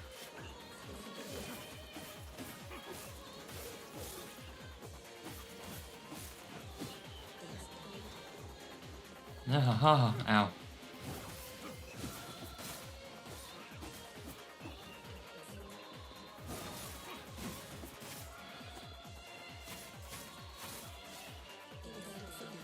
Excuse me.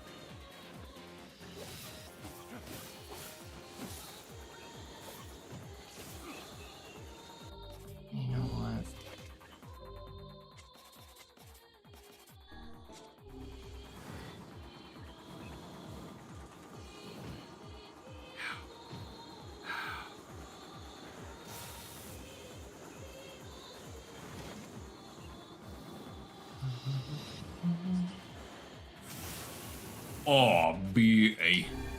That was a beautiful hit.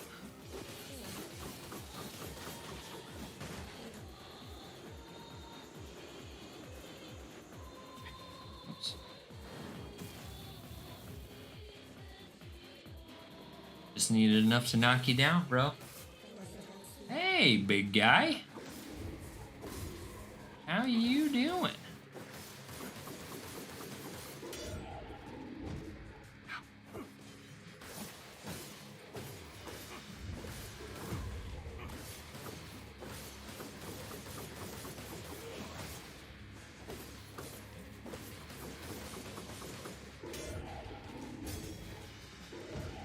Ooh, you did the old triple.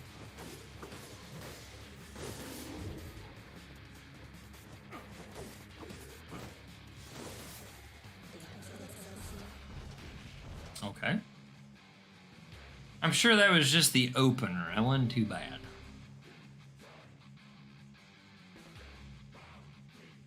Foolish human, foolish human, foolish human, foolish vessel. I'm sorry, we have to go up against 3 boars? Is that what you're telling me? I'm not gonna fight the boars.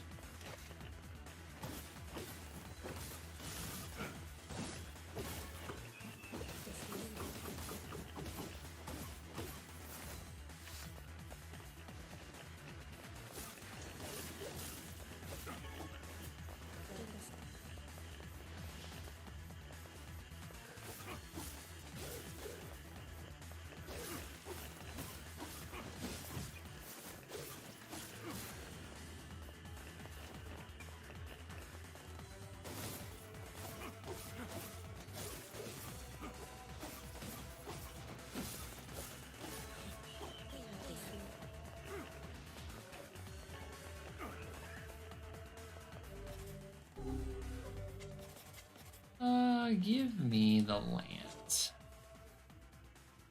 Actually, you know what?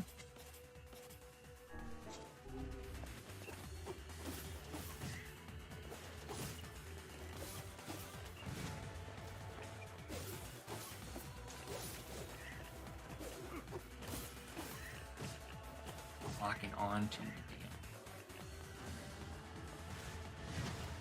Oh, that was good. Or you want to step off, bro?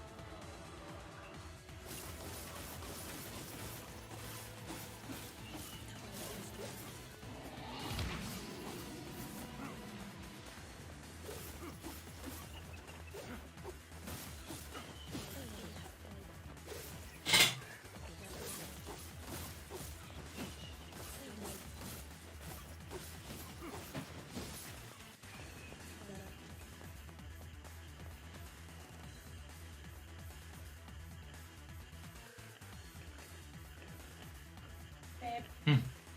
How do you spell the T? Is it TAQUITOS? On who?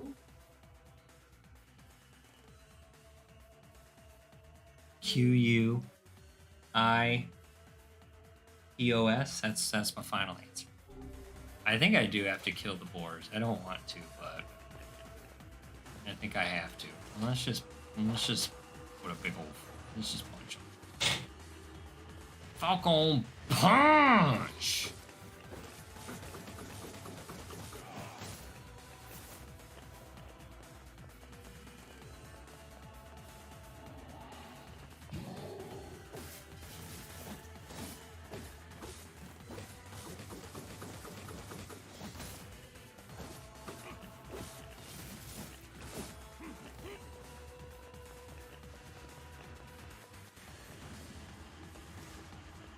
a taste of the Falcon Punch.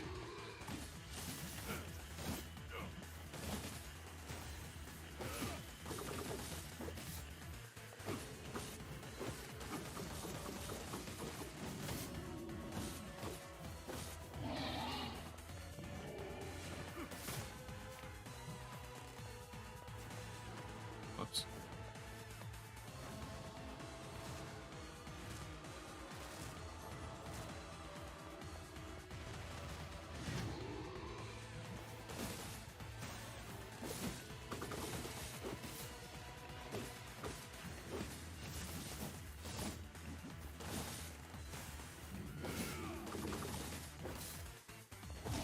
Oh, God, I thought. Of course. I hope I didn't have to kill the boars. But, yeah, I did. Boars had to die. Got a letter from Emil. He said, Jack's ice is super strong and really, really cool. I hope I can see him kick butt someday. All is paid. All is sacrifice. Oh, fuck. It's one of these.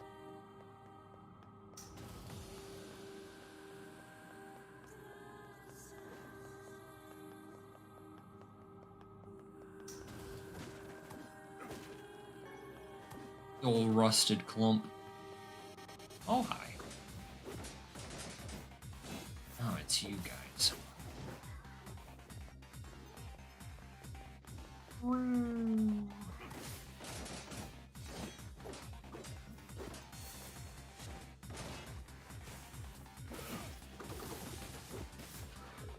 ooh, ooh.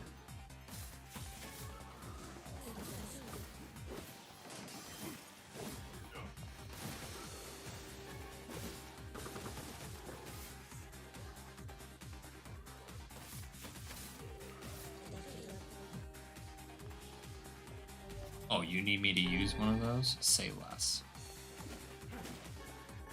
I'll freaking do it. Oh, hi.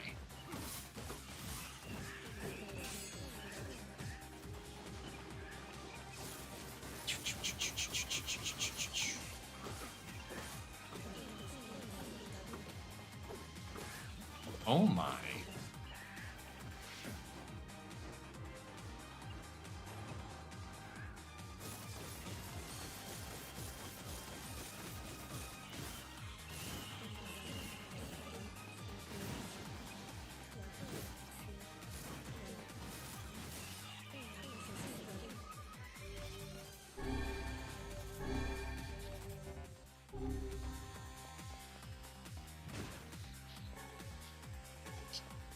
Titanium alloy, you said.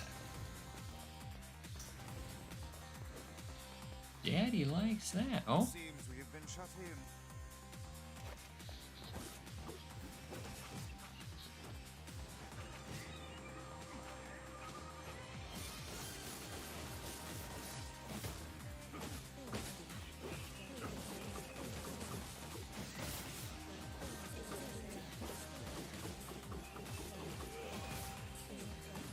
I'm level 30, so I should be able to be somewhat okay in this.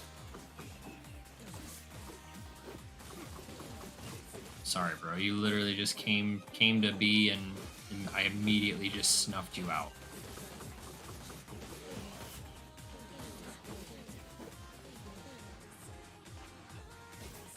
Choo, choo, choo, choo, choo, choo, choo, choo, choo.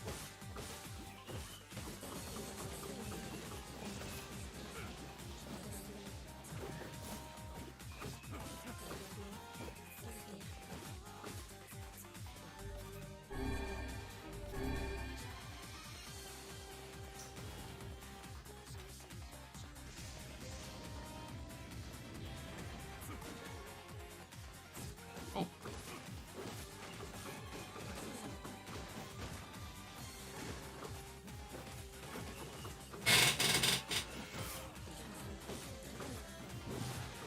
How was your shower? Good. Good. I'm gonna go chill in bed. Okay. Love you. I love you. Mm.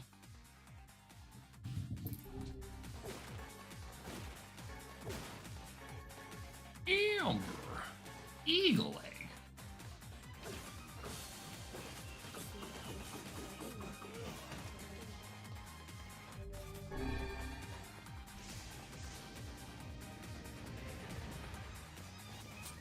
Oh yeah. Seems we have been shut in. This looks familiar.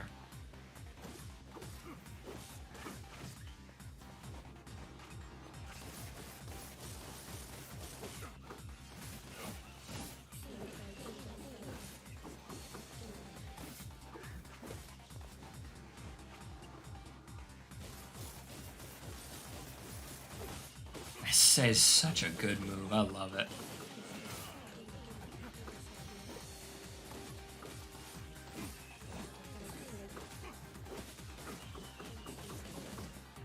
Oh. No, guy. Oh.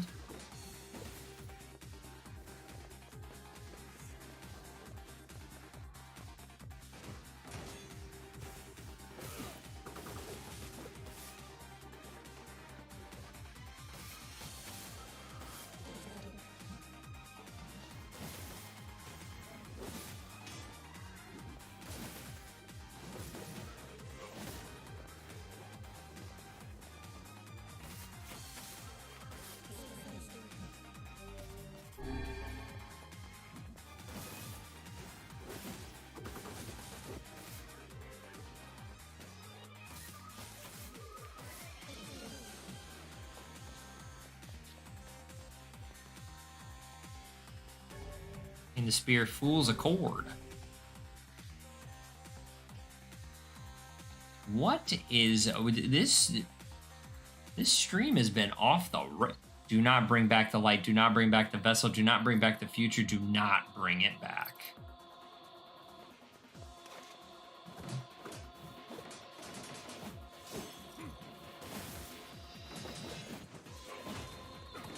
Hi, Fidgy.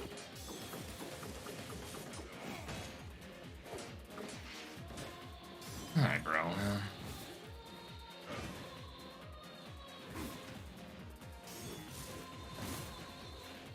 You want to act like a fool.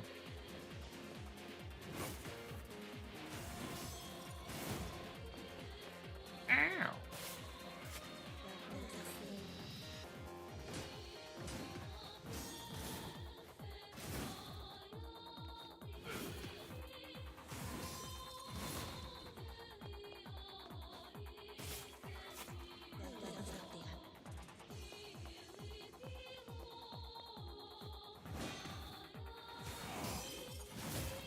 Oh, double trouble.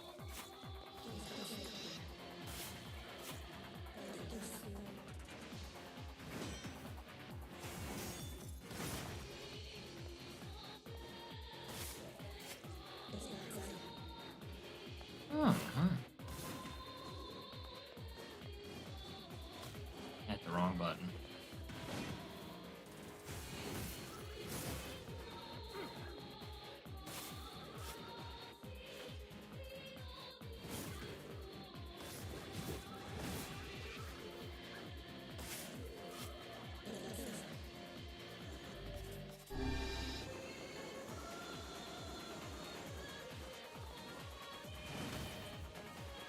Oh, you flipped. Yeah, flip that, bro. Why don't you go ahead and flip that? See what happens. Love.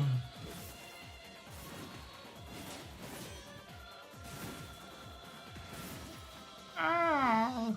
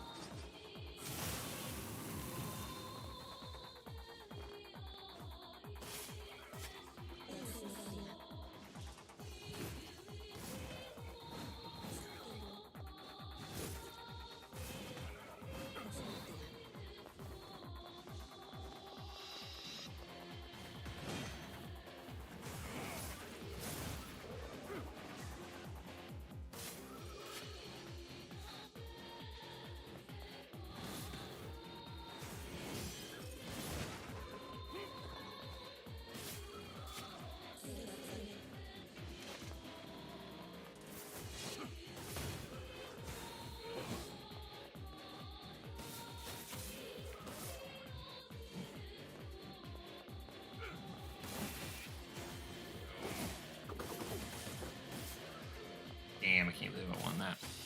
Should not have won that one. Oh, it's a big boy.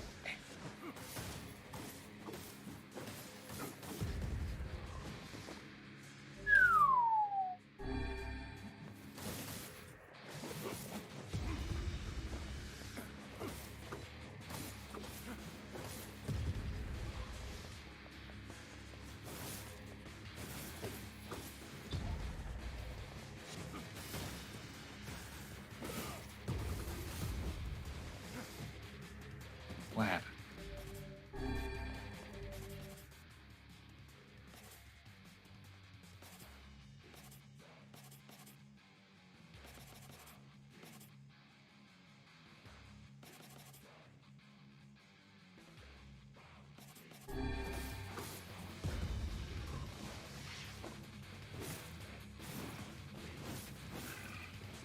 That's better.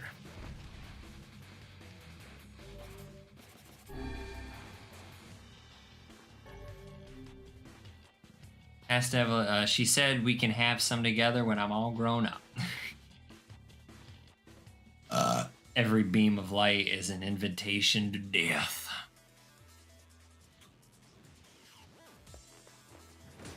Alright.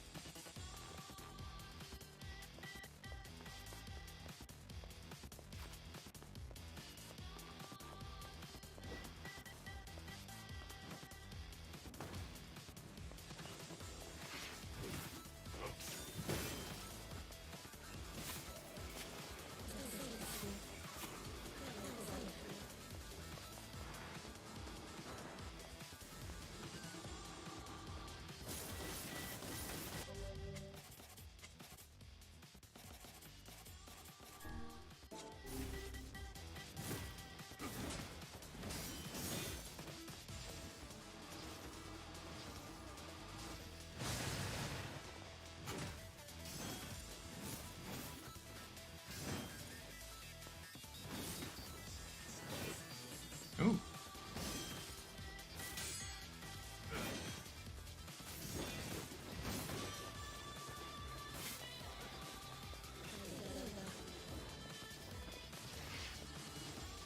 Pew pew! Oh, that doesn't knock him off. Oh, Freeze78, thank you so much for stopping in, my guy. Hope your stream is going well.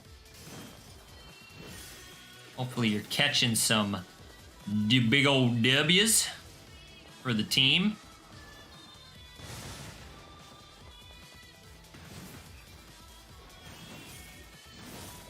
Oh, no. Well, they'll come up. They'll show up. Oh my god, you're still not dead. 3 more lances? Oh my god, okay. How about 2 more? There you go.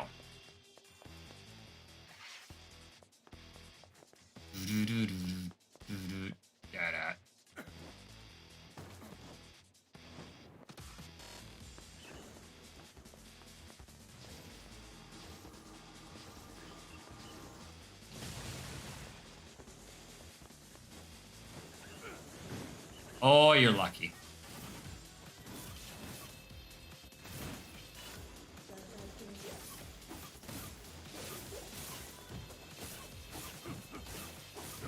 It's worth it. We got health supplies. Hey, bro, why don't you take a lance? Better yet, why don't you take at least 7 of them? Can you stop moving? Boo, boo, boo, boo, boo. Oh, no. Did you die? You died. Yeah, suck it, bro. You didn't want none of this here smoke. I think I gotta go there. Oh, thank God. Hi. Ooh, I did not know you did that.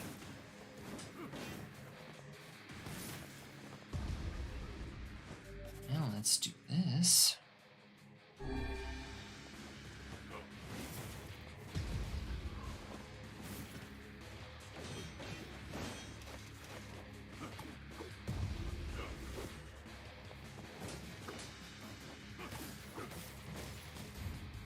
Oh, he can hit me from up there.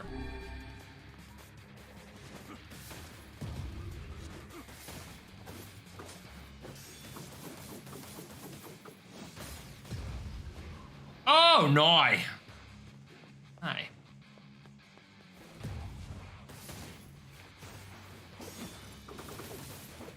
Oh, broke the guard.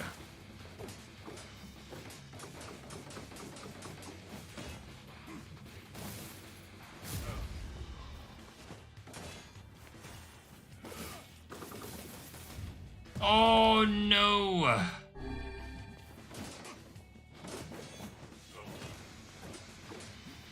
You gotta open up soon. Yup. There it is. I knew you had to open up sooner or later. Ooh, hi.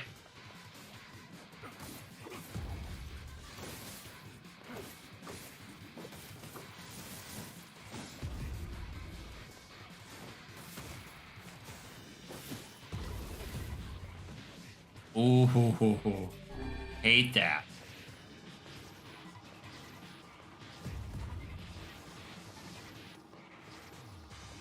How do you like this? Ooh. Juicy.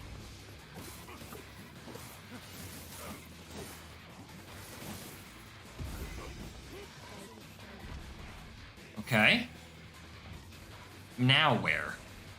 Oh, it's you. Okay. Ah. Oh, okay. You just gotta get rid of some of your armor. And you'll be a little bit more vulnerable.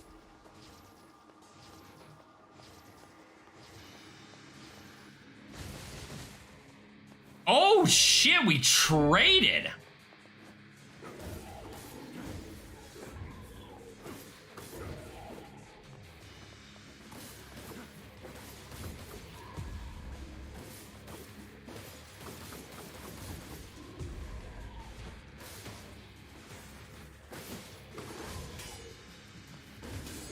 Oh, get fucked.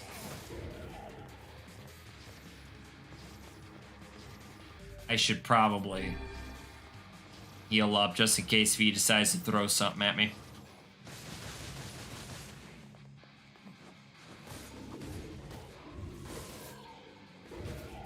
Ooh. Okay. I'll use up all my stuff. I got plenty of stuff.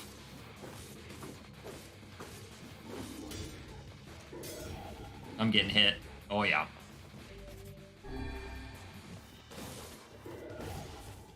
Ah!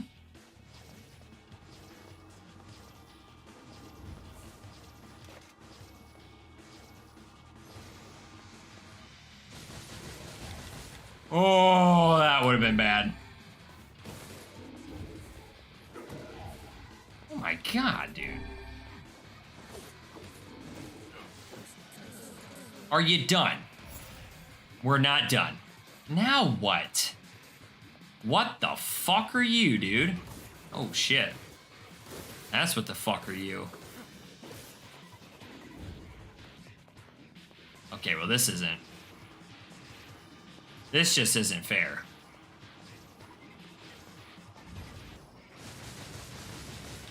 Ooh.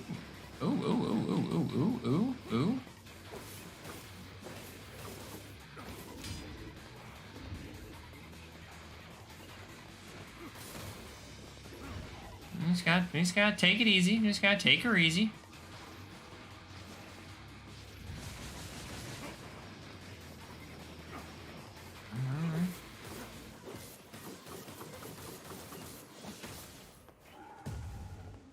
Right now, we're getting some pretty good damage with this.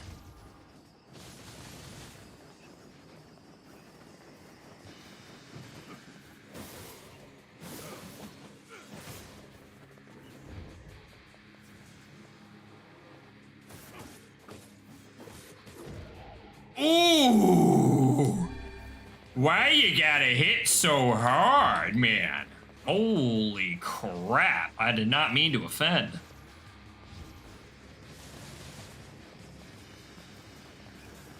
My senses are telling me that this has to be the last guy, right? Oh, yes.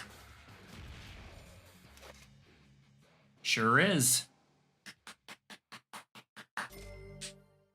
10,000 experience points. 50,000 gold. A dreaming vessel in a recycled world. Until the time of its awakening comes.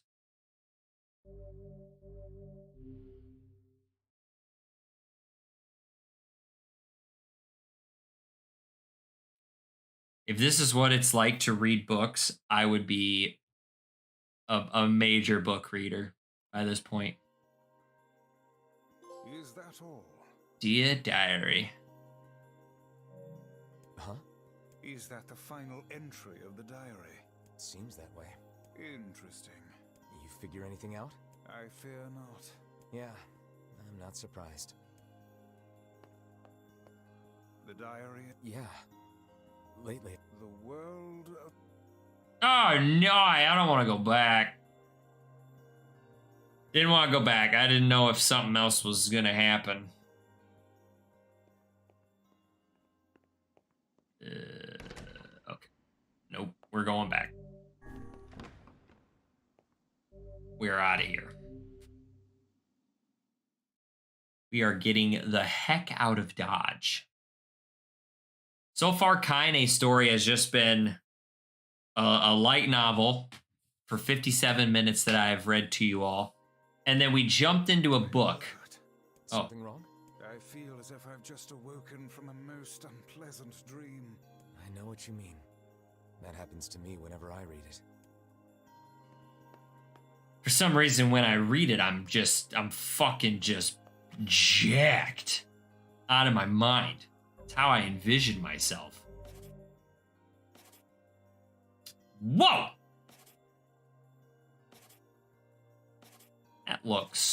That's very heavy, though.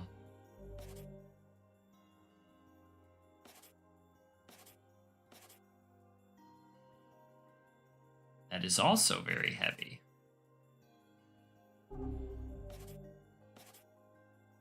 Ooh. All right.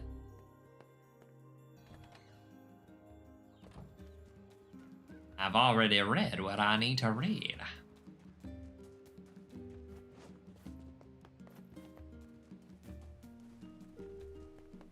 Hey. Oh, hi. Hi. I kind of thought you'd never talk to us again. I understand you're doing this for the village, and that you don't have a choice. Pretty much, yeah. But look, why don't you go talk to Popola? I think she wanted to discuss the Shadow Lord with you. I'm headed there next. Oh, and Devila? Yeah? Sorry about yesterday. I shouldn't have lost my temper like that. You don't need to apologize. Anyone would be upset when their friends are hurting. Let Emil and Kaine know that we're sorry, alright? Alright. Yeah, I'll be sure to let them know, you fucking traitors. Oh, man. What's... Well, I was distracted while I was cooking and sort of can't make the repairs without a bunch of pop. Yeah, that's bad. What do you need? All This won't be our... Thanks. I need one. Wow. Yeah, I don't got that. I'll tell you that. Whoops.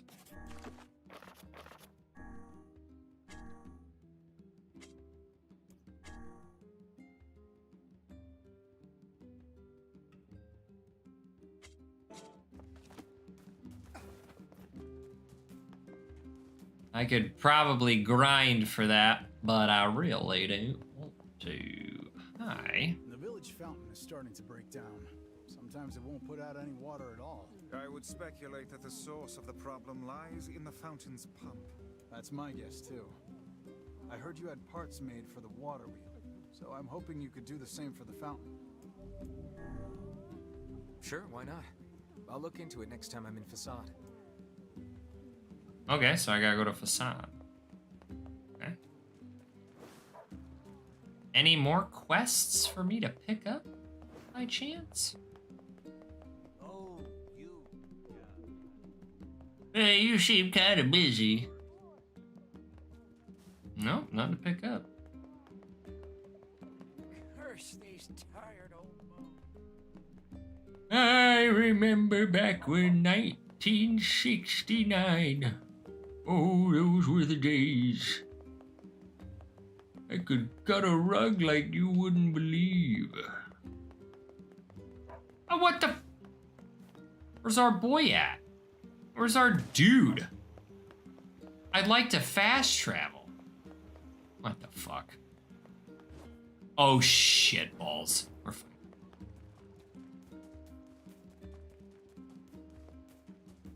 Did I level up? I didn't. I honestly thought level 30 was going to be the cap.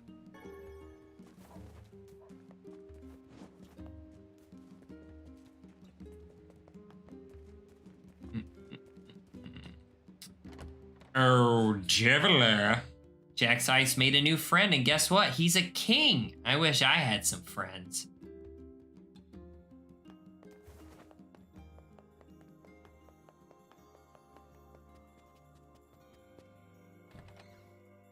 Hi, Popola. Popola? Oh.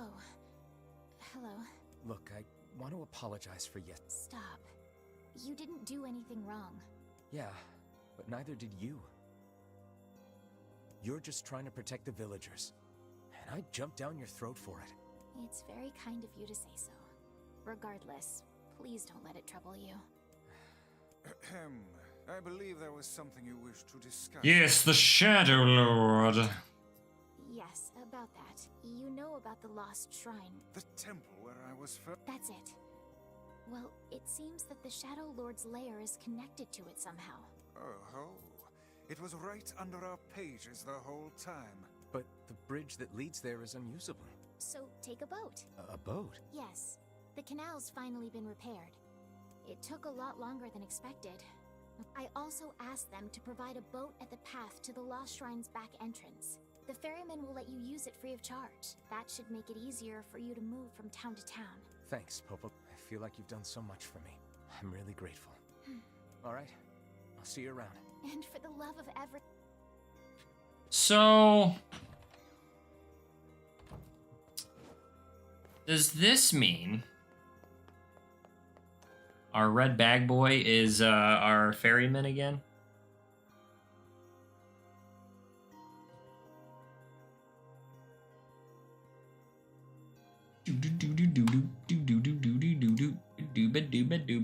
The path above the entrance to the shopping district should lead to the boat landing.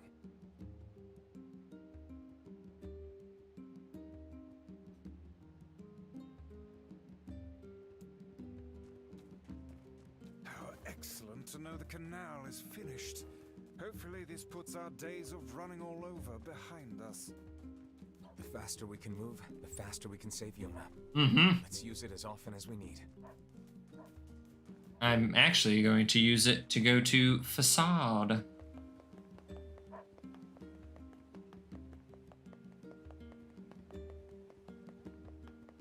Who do we got? Yeah, we do have the red bag boy. Hey! That red bag. By my pages. You're the slovenly half of that couple who refused to stop arguing. Hey. Sure has. I've been in charge of this canal since we last talked. Apparently I did a pretty good job with it because they decided to make me the permanent ferryman. Oh yeah, huh? Congrats. Thanks. Still, it's not all puppies and unicorns. The old ball and chain is always harping on me now about how much I work. Anyway, if you got a place to be, just let me know and I'll take you there. Oh yeah. Let's go to Facade real quick. Oh no.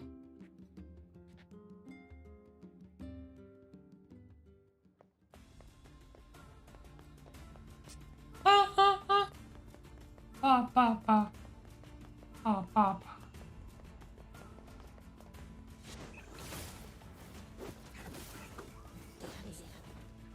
Ah.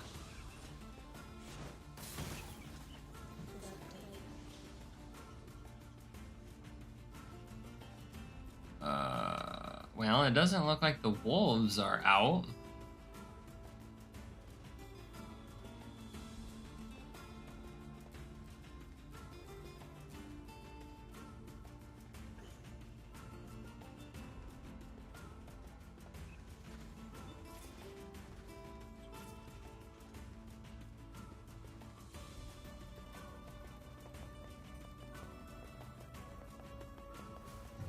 To facade. Ba-da-da-da-da-da-dun.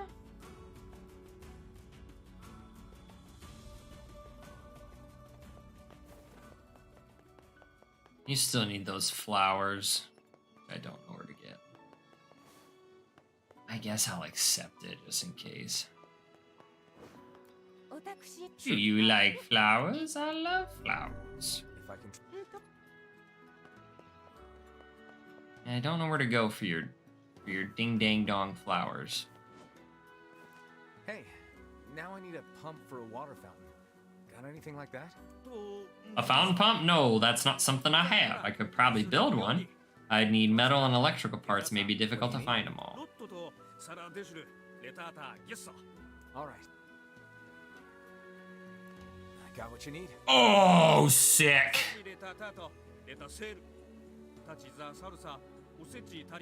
I'll let him know. Yes, dude. Yeah, boy. That was great. Easy peasy. Easy peasy lemon squeezy. Yeah.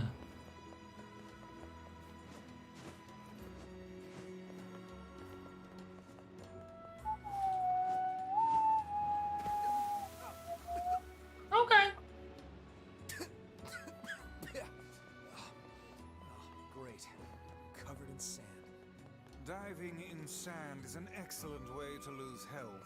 Do try to be more careful, hmm? Yeah, I'll try. How much money do I have? 251,000. Any new weapons I could get?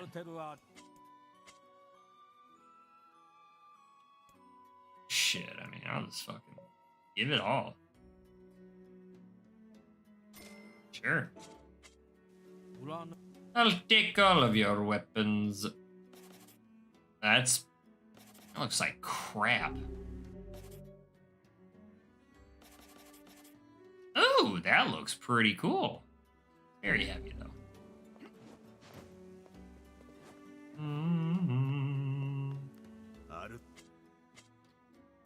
Asparul.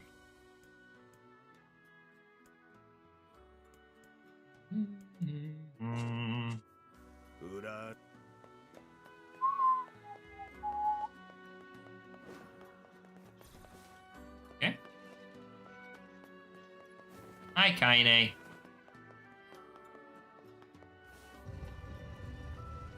Well, let's head back to the guy. Jack's Ice and Vicey are always together. He says even though they argue a lot, they're actually good friends. I wish I could travel with Jack's Ice sometimes. It's hard to believe there are plants that can grow in this desert. Yeah, this'll never work. How do you mean? I mean, if plants could grow here, it would be full of them. God, books can be so stupid sometimes. Have you ever planted anything before, Kaine? Nope. Well, then you don't know. You gotta try things out for yourself. Indeed. Experimentation can often be the key to new knowledge. You guys sure are a bunch of optimists. Yeah. What of it?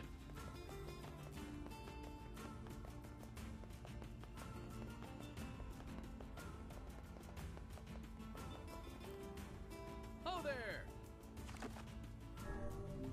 Go back to my village.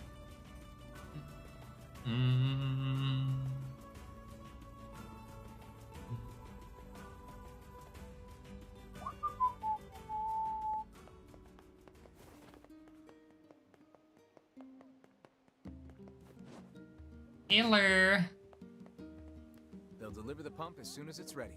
Thanks much. Here's a little something, just because I care. A little something being $20,000, dude. All right, let's head outside.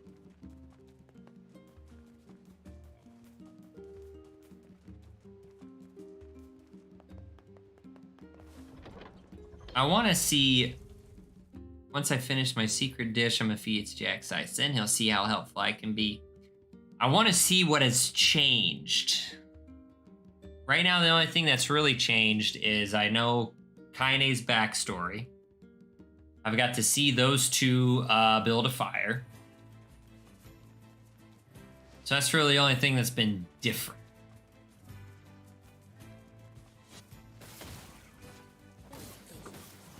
That guy just got fucking melted.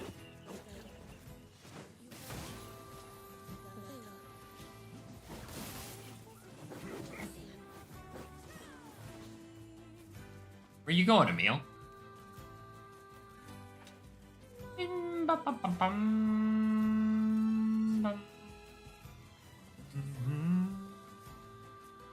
Oh god.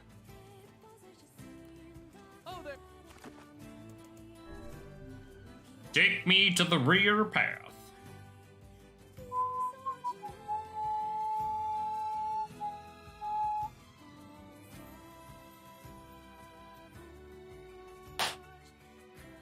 We find... Oh, Kaine dies again.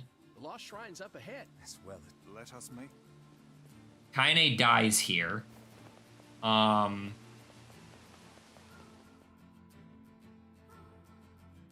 we find the first shard piece. So maybe Kaine dying will be something different.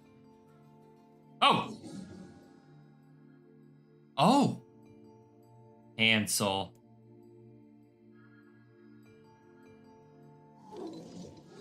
What do you want? Go away, dirty, defective swine. I'm not like you, I'm different.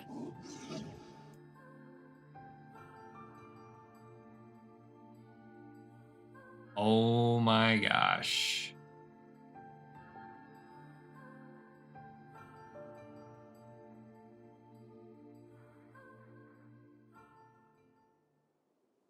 Okay.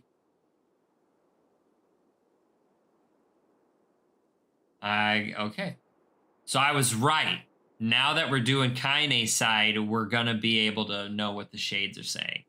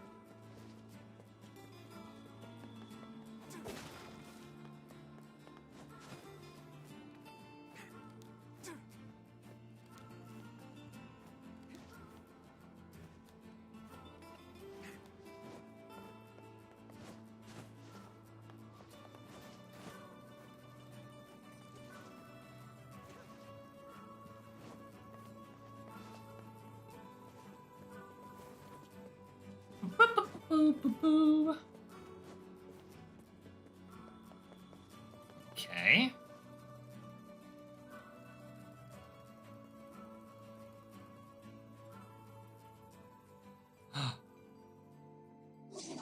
You again. Stop bothering me. Grimoire Vice has been taken away. Hansel is dead. There's no reason for me to exist anymore. My life is over. Just leave me alone.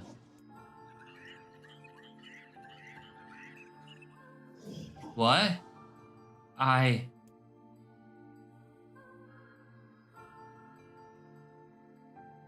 Oh, jeez.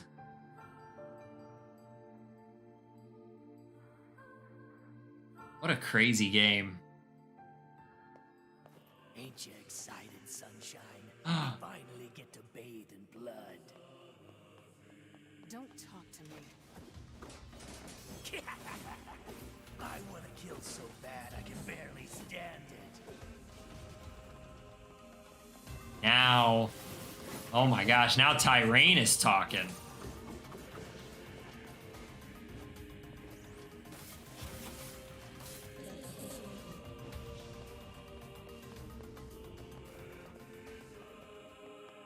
I wonder if Tyron takes over when Kaine's beating the shit out of me after Emil dies. Because she goes soft. Oh, okay. Oh, he died. He died.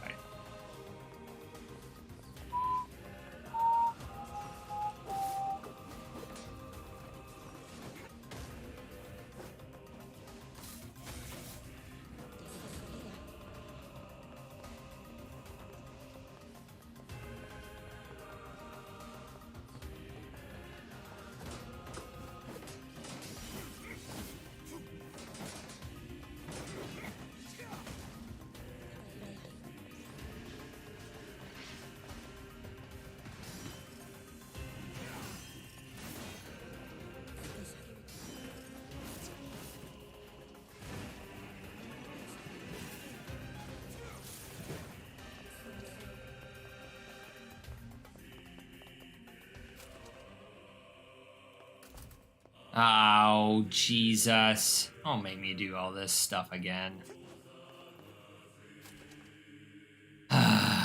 This was so tedious.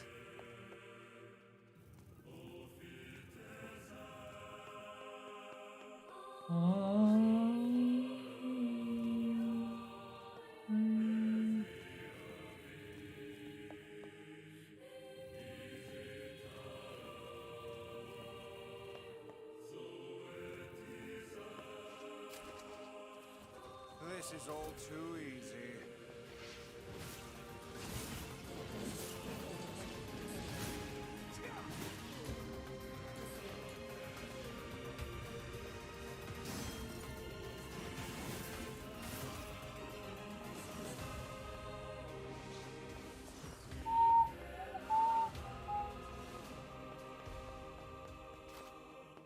Huh.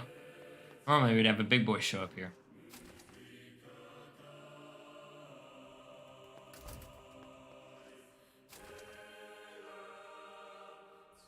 I cannot believe they're having me do this again.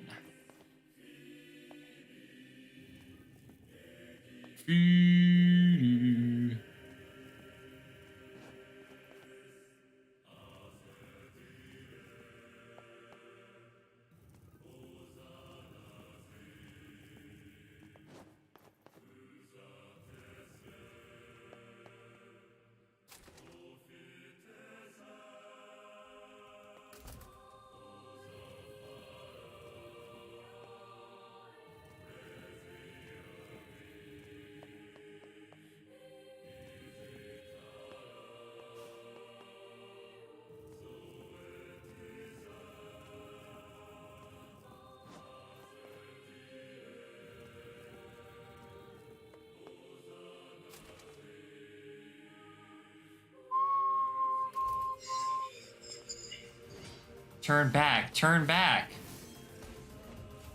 What's with these guys? Certainly not your garden variety, Shades. Their bodies aren't fully functional. Say, I've heard of this. A cursed area where incomplete shades gather. What?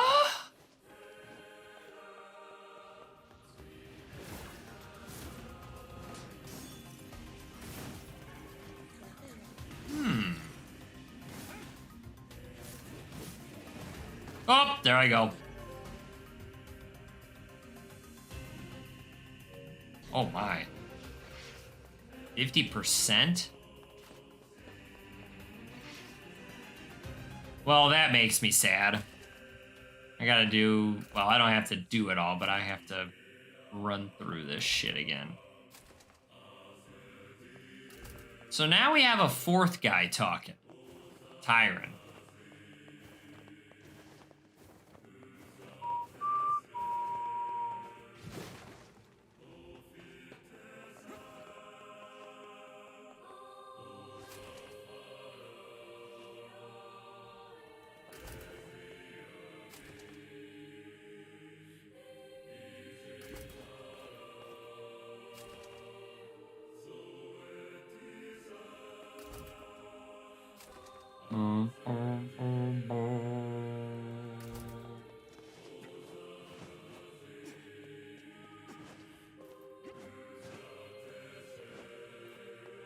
Here we go. We're back. Okay, we need to go. Pretty sure we gotta go through here.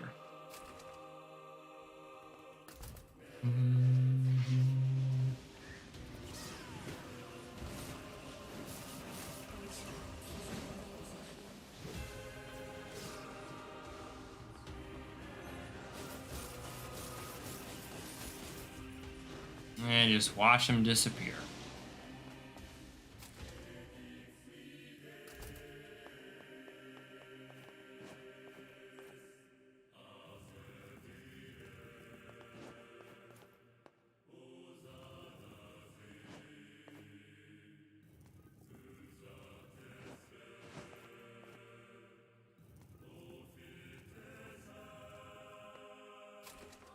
Bum bum bum bum.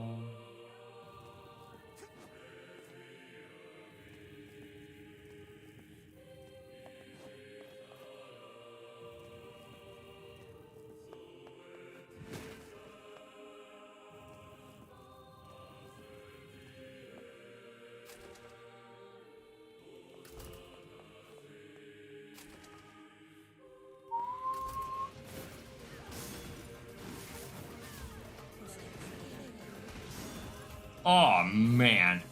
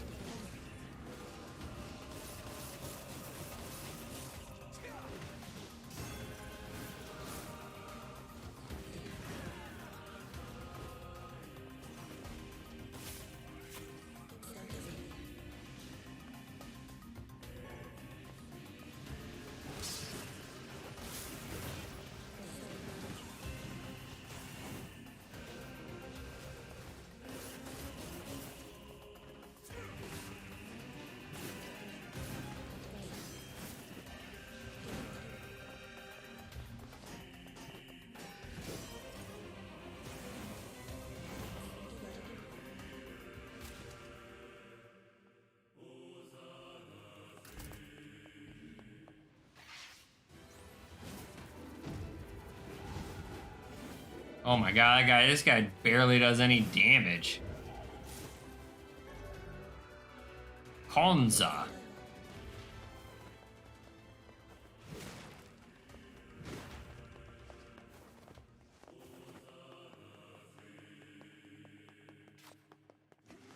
I shouldn't go check this, because there's going to be nothing here.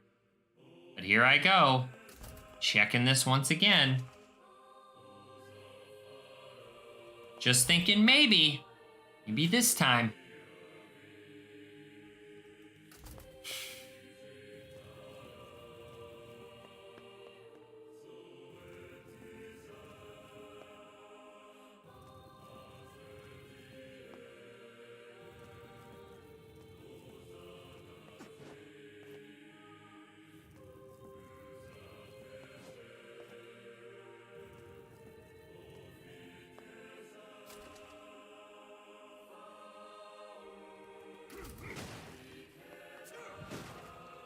Fidgy. Nothing.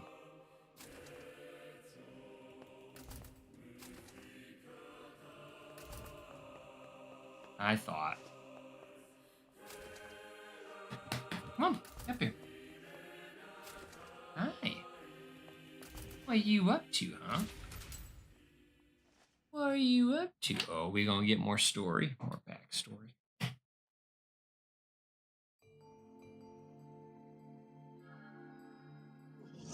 I've treated you all poorly. I mocked you, betrayed you, all because you went gestalt before the change was complete.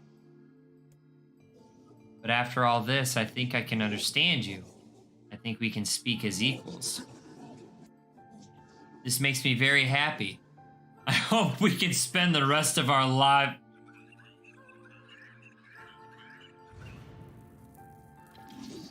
What was that?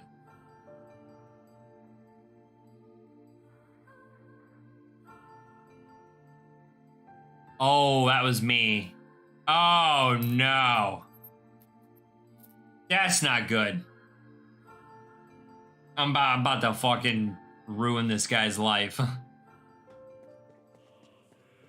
Kaine, Emil, look, from now on, I'm going to sleep outside with you. Why? I can't accept that you aren't allowed in the village. It's stupid. So you're staging a protest? Fun. Don't waste your time.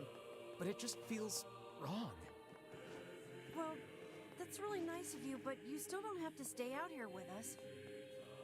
Emil. You got a super important mission. You can't sleep out in the rain. What if you catch a cold? Besides, I like camping with Kaine. Sometimes we sit around the fire and tell stories, or roast... Emil, that's enough. I got a fucking image to maintain. We seem to be surrounded by a mob of helpless puppies. Just kick them aside. I'll kill every one of them.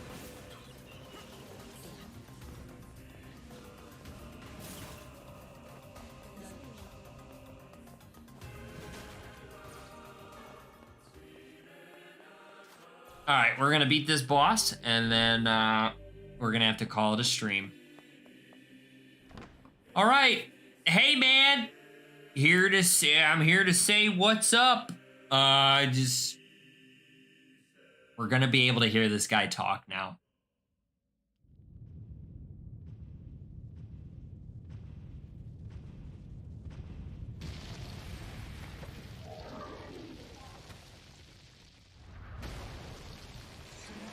Don't you touch them. Yep.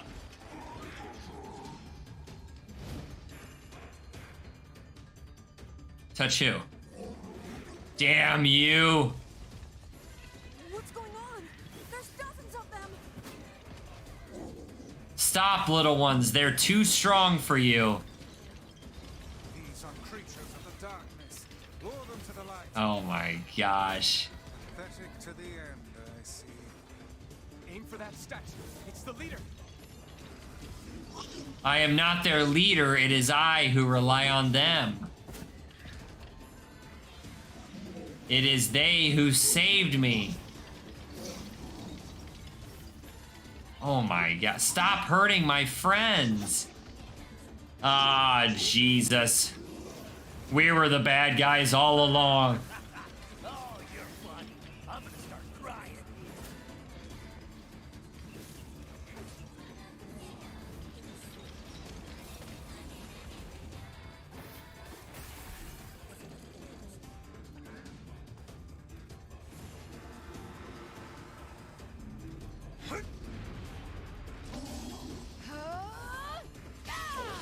Oh. Have you felled the beast?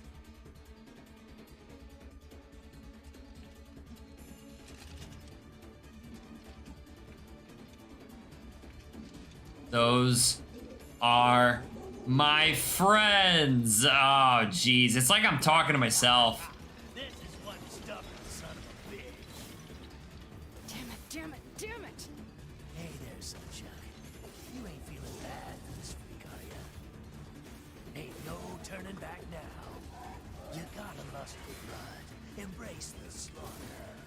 All we know is the thrill of battle. Ain't that right, Kaine? Oh, damn. Okay, so now she's gonna die.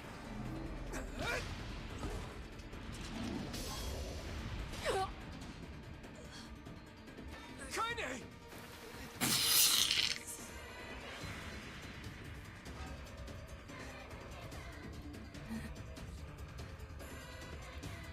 Oh, you're kidding me.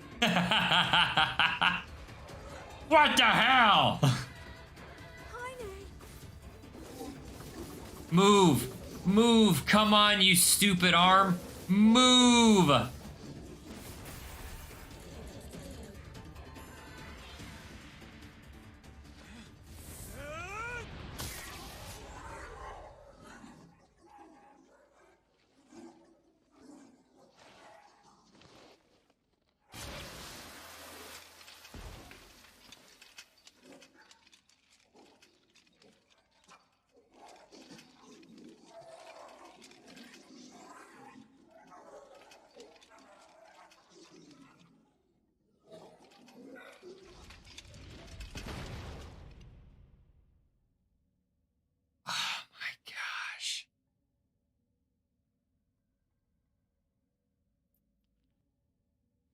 Kaine, are you all right? So I think Tyron is gonna start talking now. I fear there is little we can do for her.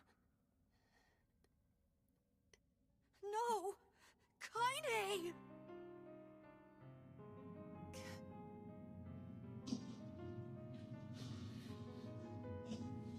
But What's happening?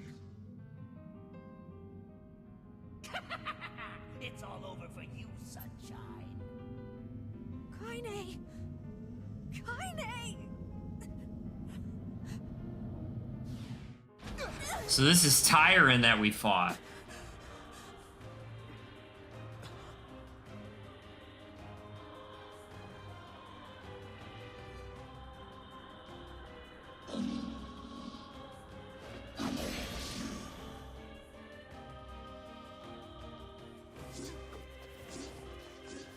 It's Kaine's shade! We've no other choice. We must strike it down. Kaine! Come back! That was easy. Oh dear. Oh dear. Kaine! Kaine! Kaine!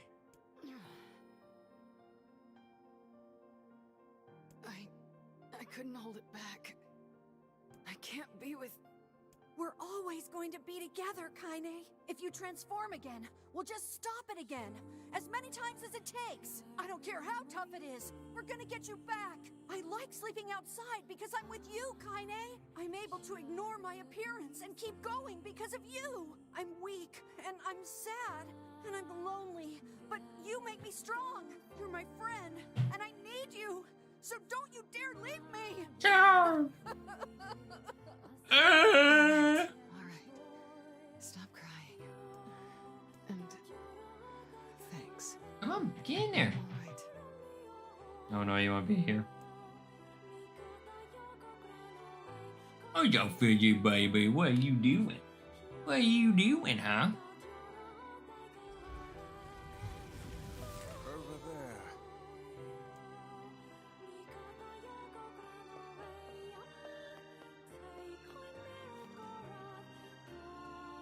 Oh well, look at this. It's a steel.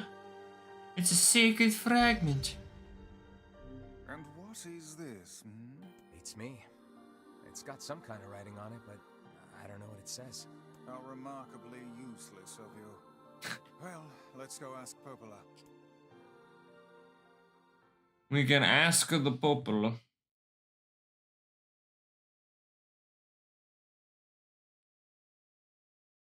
It's a cipher of some kind.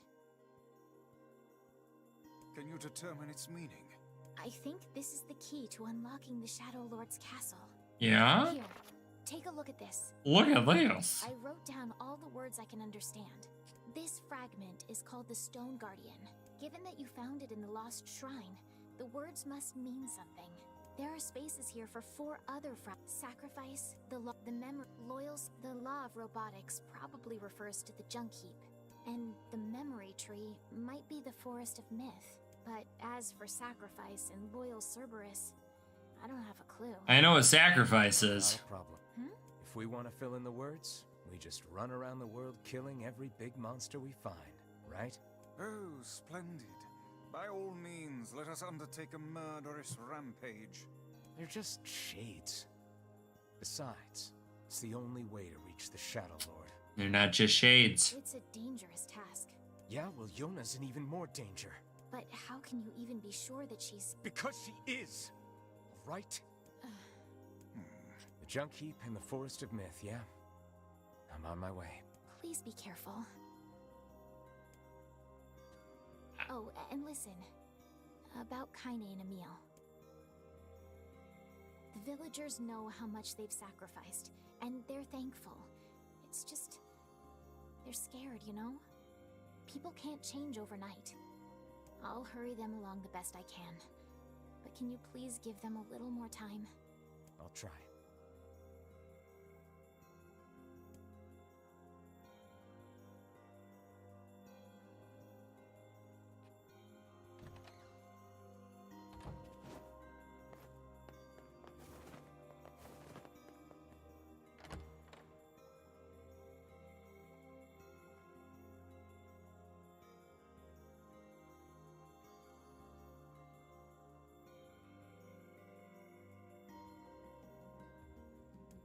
I think I did the Forest of Myth first. Popola said we might be able to... Perhaps we can find a clue at Two Brothers. Let's go to the Two Brothers Whipper. Alright, we'll get that mission started.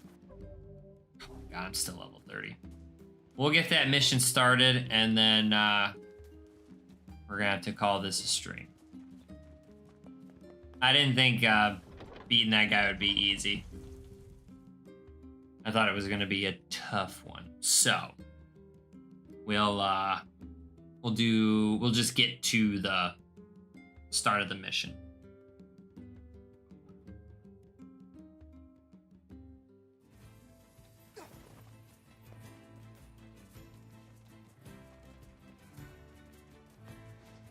Ba-ba-ba-bum, bum, bum. Yeah.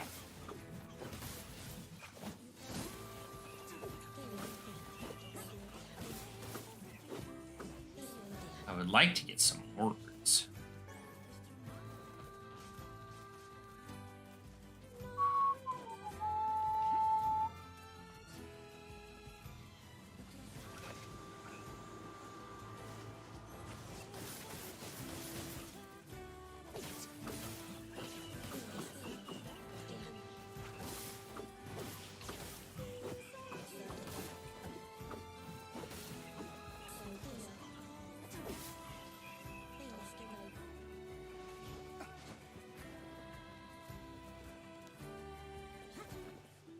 Bum, bum, bum, bum, ba, ba, ba, ba, bum, bum.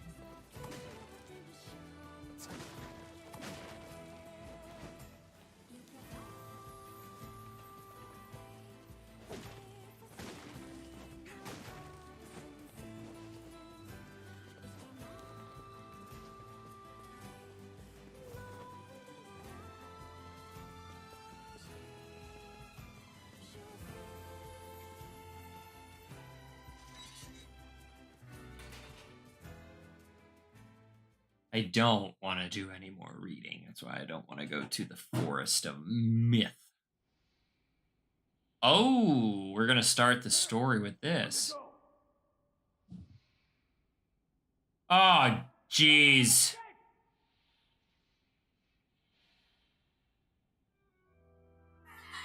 Are we going to die, Mom? Oh, no. My child. I see. Oh, jeez. You're almost grown up now, my child. Stay strong. You must run now, do you understand? Run as fast as you can. What about you? I've challenged them and give you time to escape. No, you can't. Be safe, my child. Be safe and happy. Promise me that you will remember your mother. Mom! Wait, let's go together. Oh.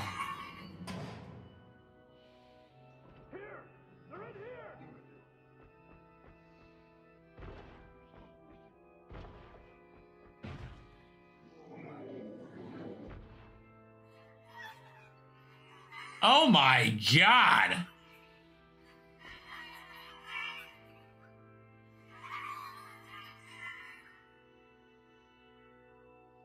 They did not have to pull a full...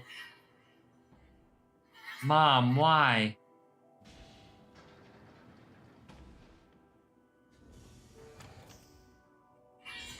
Who's there? Who are you? I'm Khalil. What's your name? Military defense robot, P-33. You are an intruder. You must be eliminated. Error. There is something leaking from your eyes. I'm crying, you big dumb robot. I miss my mom. What is crying? Who is Mom? It doesn't matter. I can't see her ever again because she's dead. My creator is also dead. He perished hundreds of years ago. Hundreds of years ago? Really? 874 years, 10 months, 14 days, 4 hours, and 43 minutes. 44 minutes. Aren't you lonely? I am incapable of being lonely, or missing others, or crying.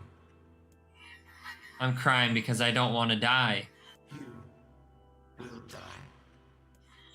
If the humans catch me, they're gonna kill me. Why will they kill you?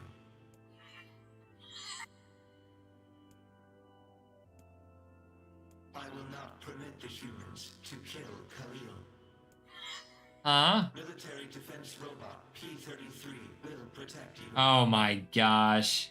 You're gonna help me? P-33 is charged with defending others. P-33 will defend Khalil.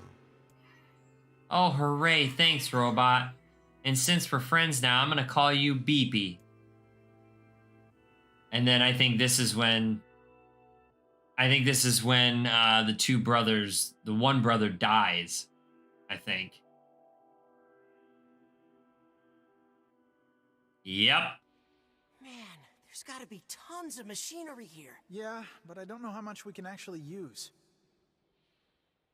Oh, wow. Check this out. It looks brand new. Hey, be careful, all right? This place is dangerous.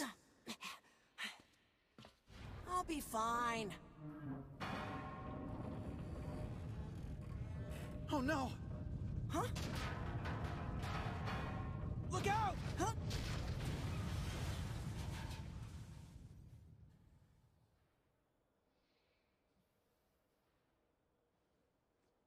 Huh?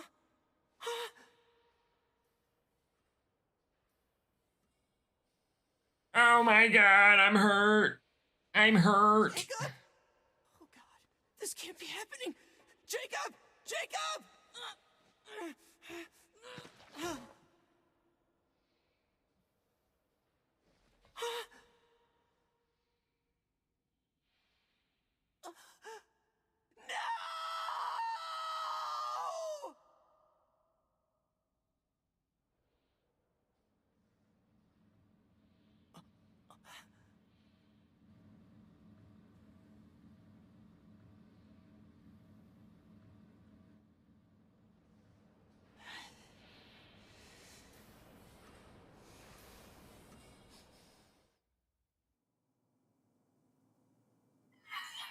Wow, that was scary. The noise of the intruders caused the structure to fail. They should have proceeded with more caution. One intruder has perished. Oh, that's terrible. I don't think they were chasing me. They seem nice.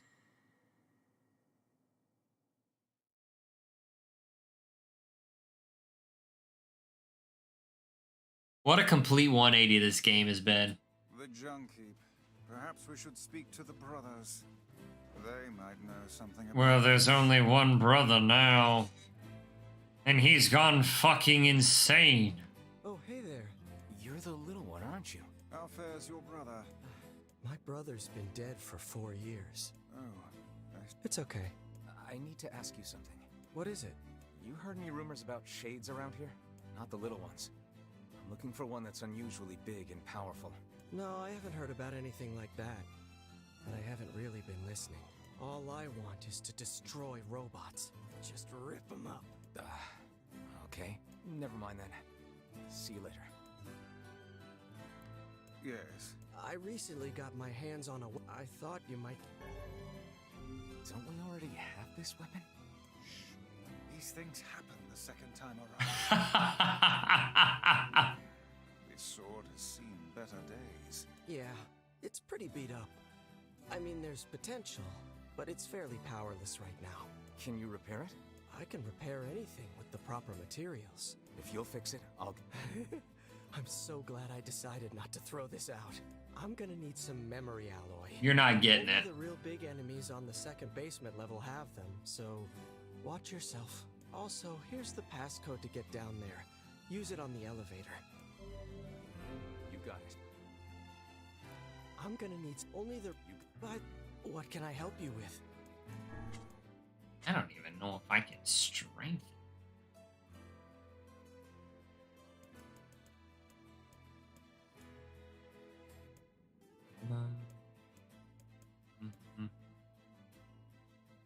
Uh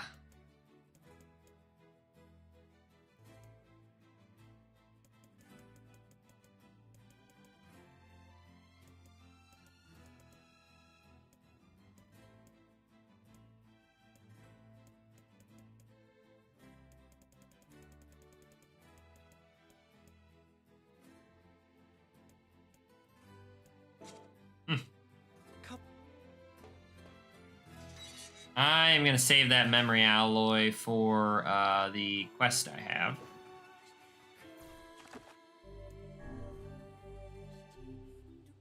All right. I just want to make sure my cat's not behind me. I don't want to run over her tail. Well, we have an interesting turn of events. Now that we can hear what the shades are saying due to Kaine, we're on Kaine's story now. Even though we're basically doing the same thing, but we're getting deeper into the story that we've done. Turns out these shades are humans looking for vessels, which is us, or shells, which is what my character is, what Kaine is. Kaine has a shade in her. So we're killing humans, and these humans have these shades have emotion and are alive and are just trying to be free. And we can't understand them. But thanks to Kaine, now we can. So we're getting to see all the bad things that we did and how terrible human shells that we are. I'm almost like looking at this paper. I'm wondering if there's either 6 endings all the way to ending F, or if there's only 4. Like we just get the 4 corners. Or maybe the 4 corners, one in the middle. I don't know. We're going to have to take a peeky poo and find out. But regardless, we made lots of progress. We got some trophies. And we have an understanding of, are we truly the good guys? Or are we the bad guys? Who knows?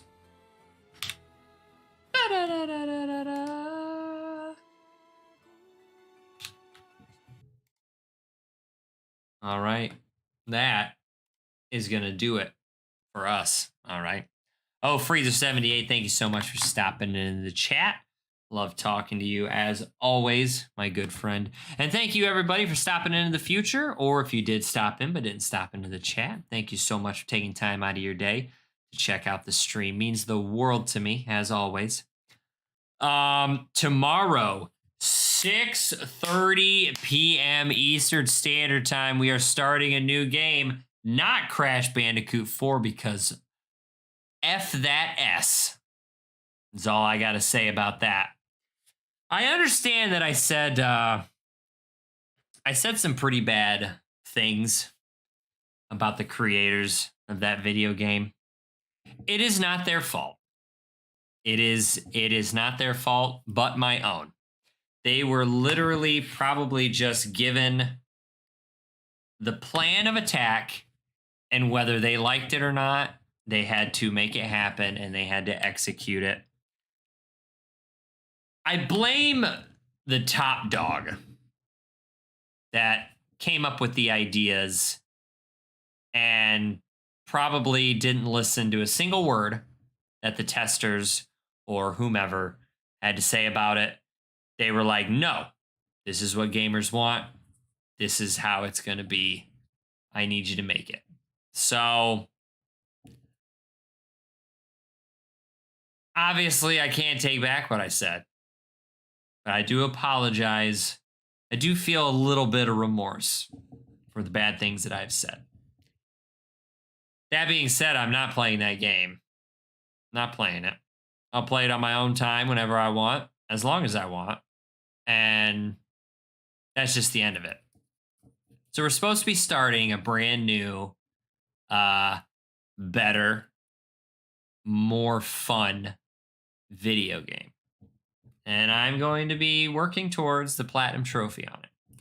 I have not seen a single thing on this game, like I try to do with all the games, so that way I can get a live and raw reaction to what happens and how the game plays and what the story how the story goes.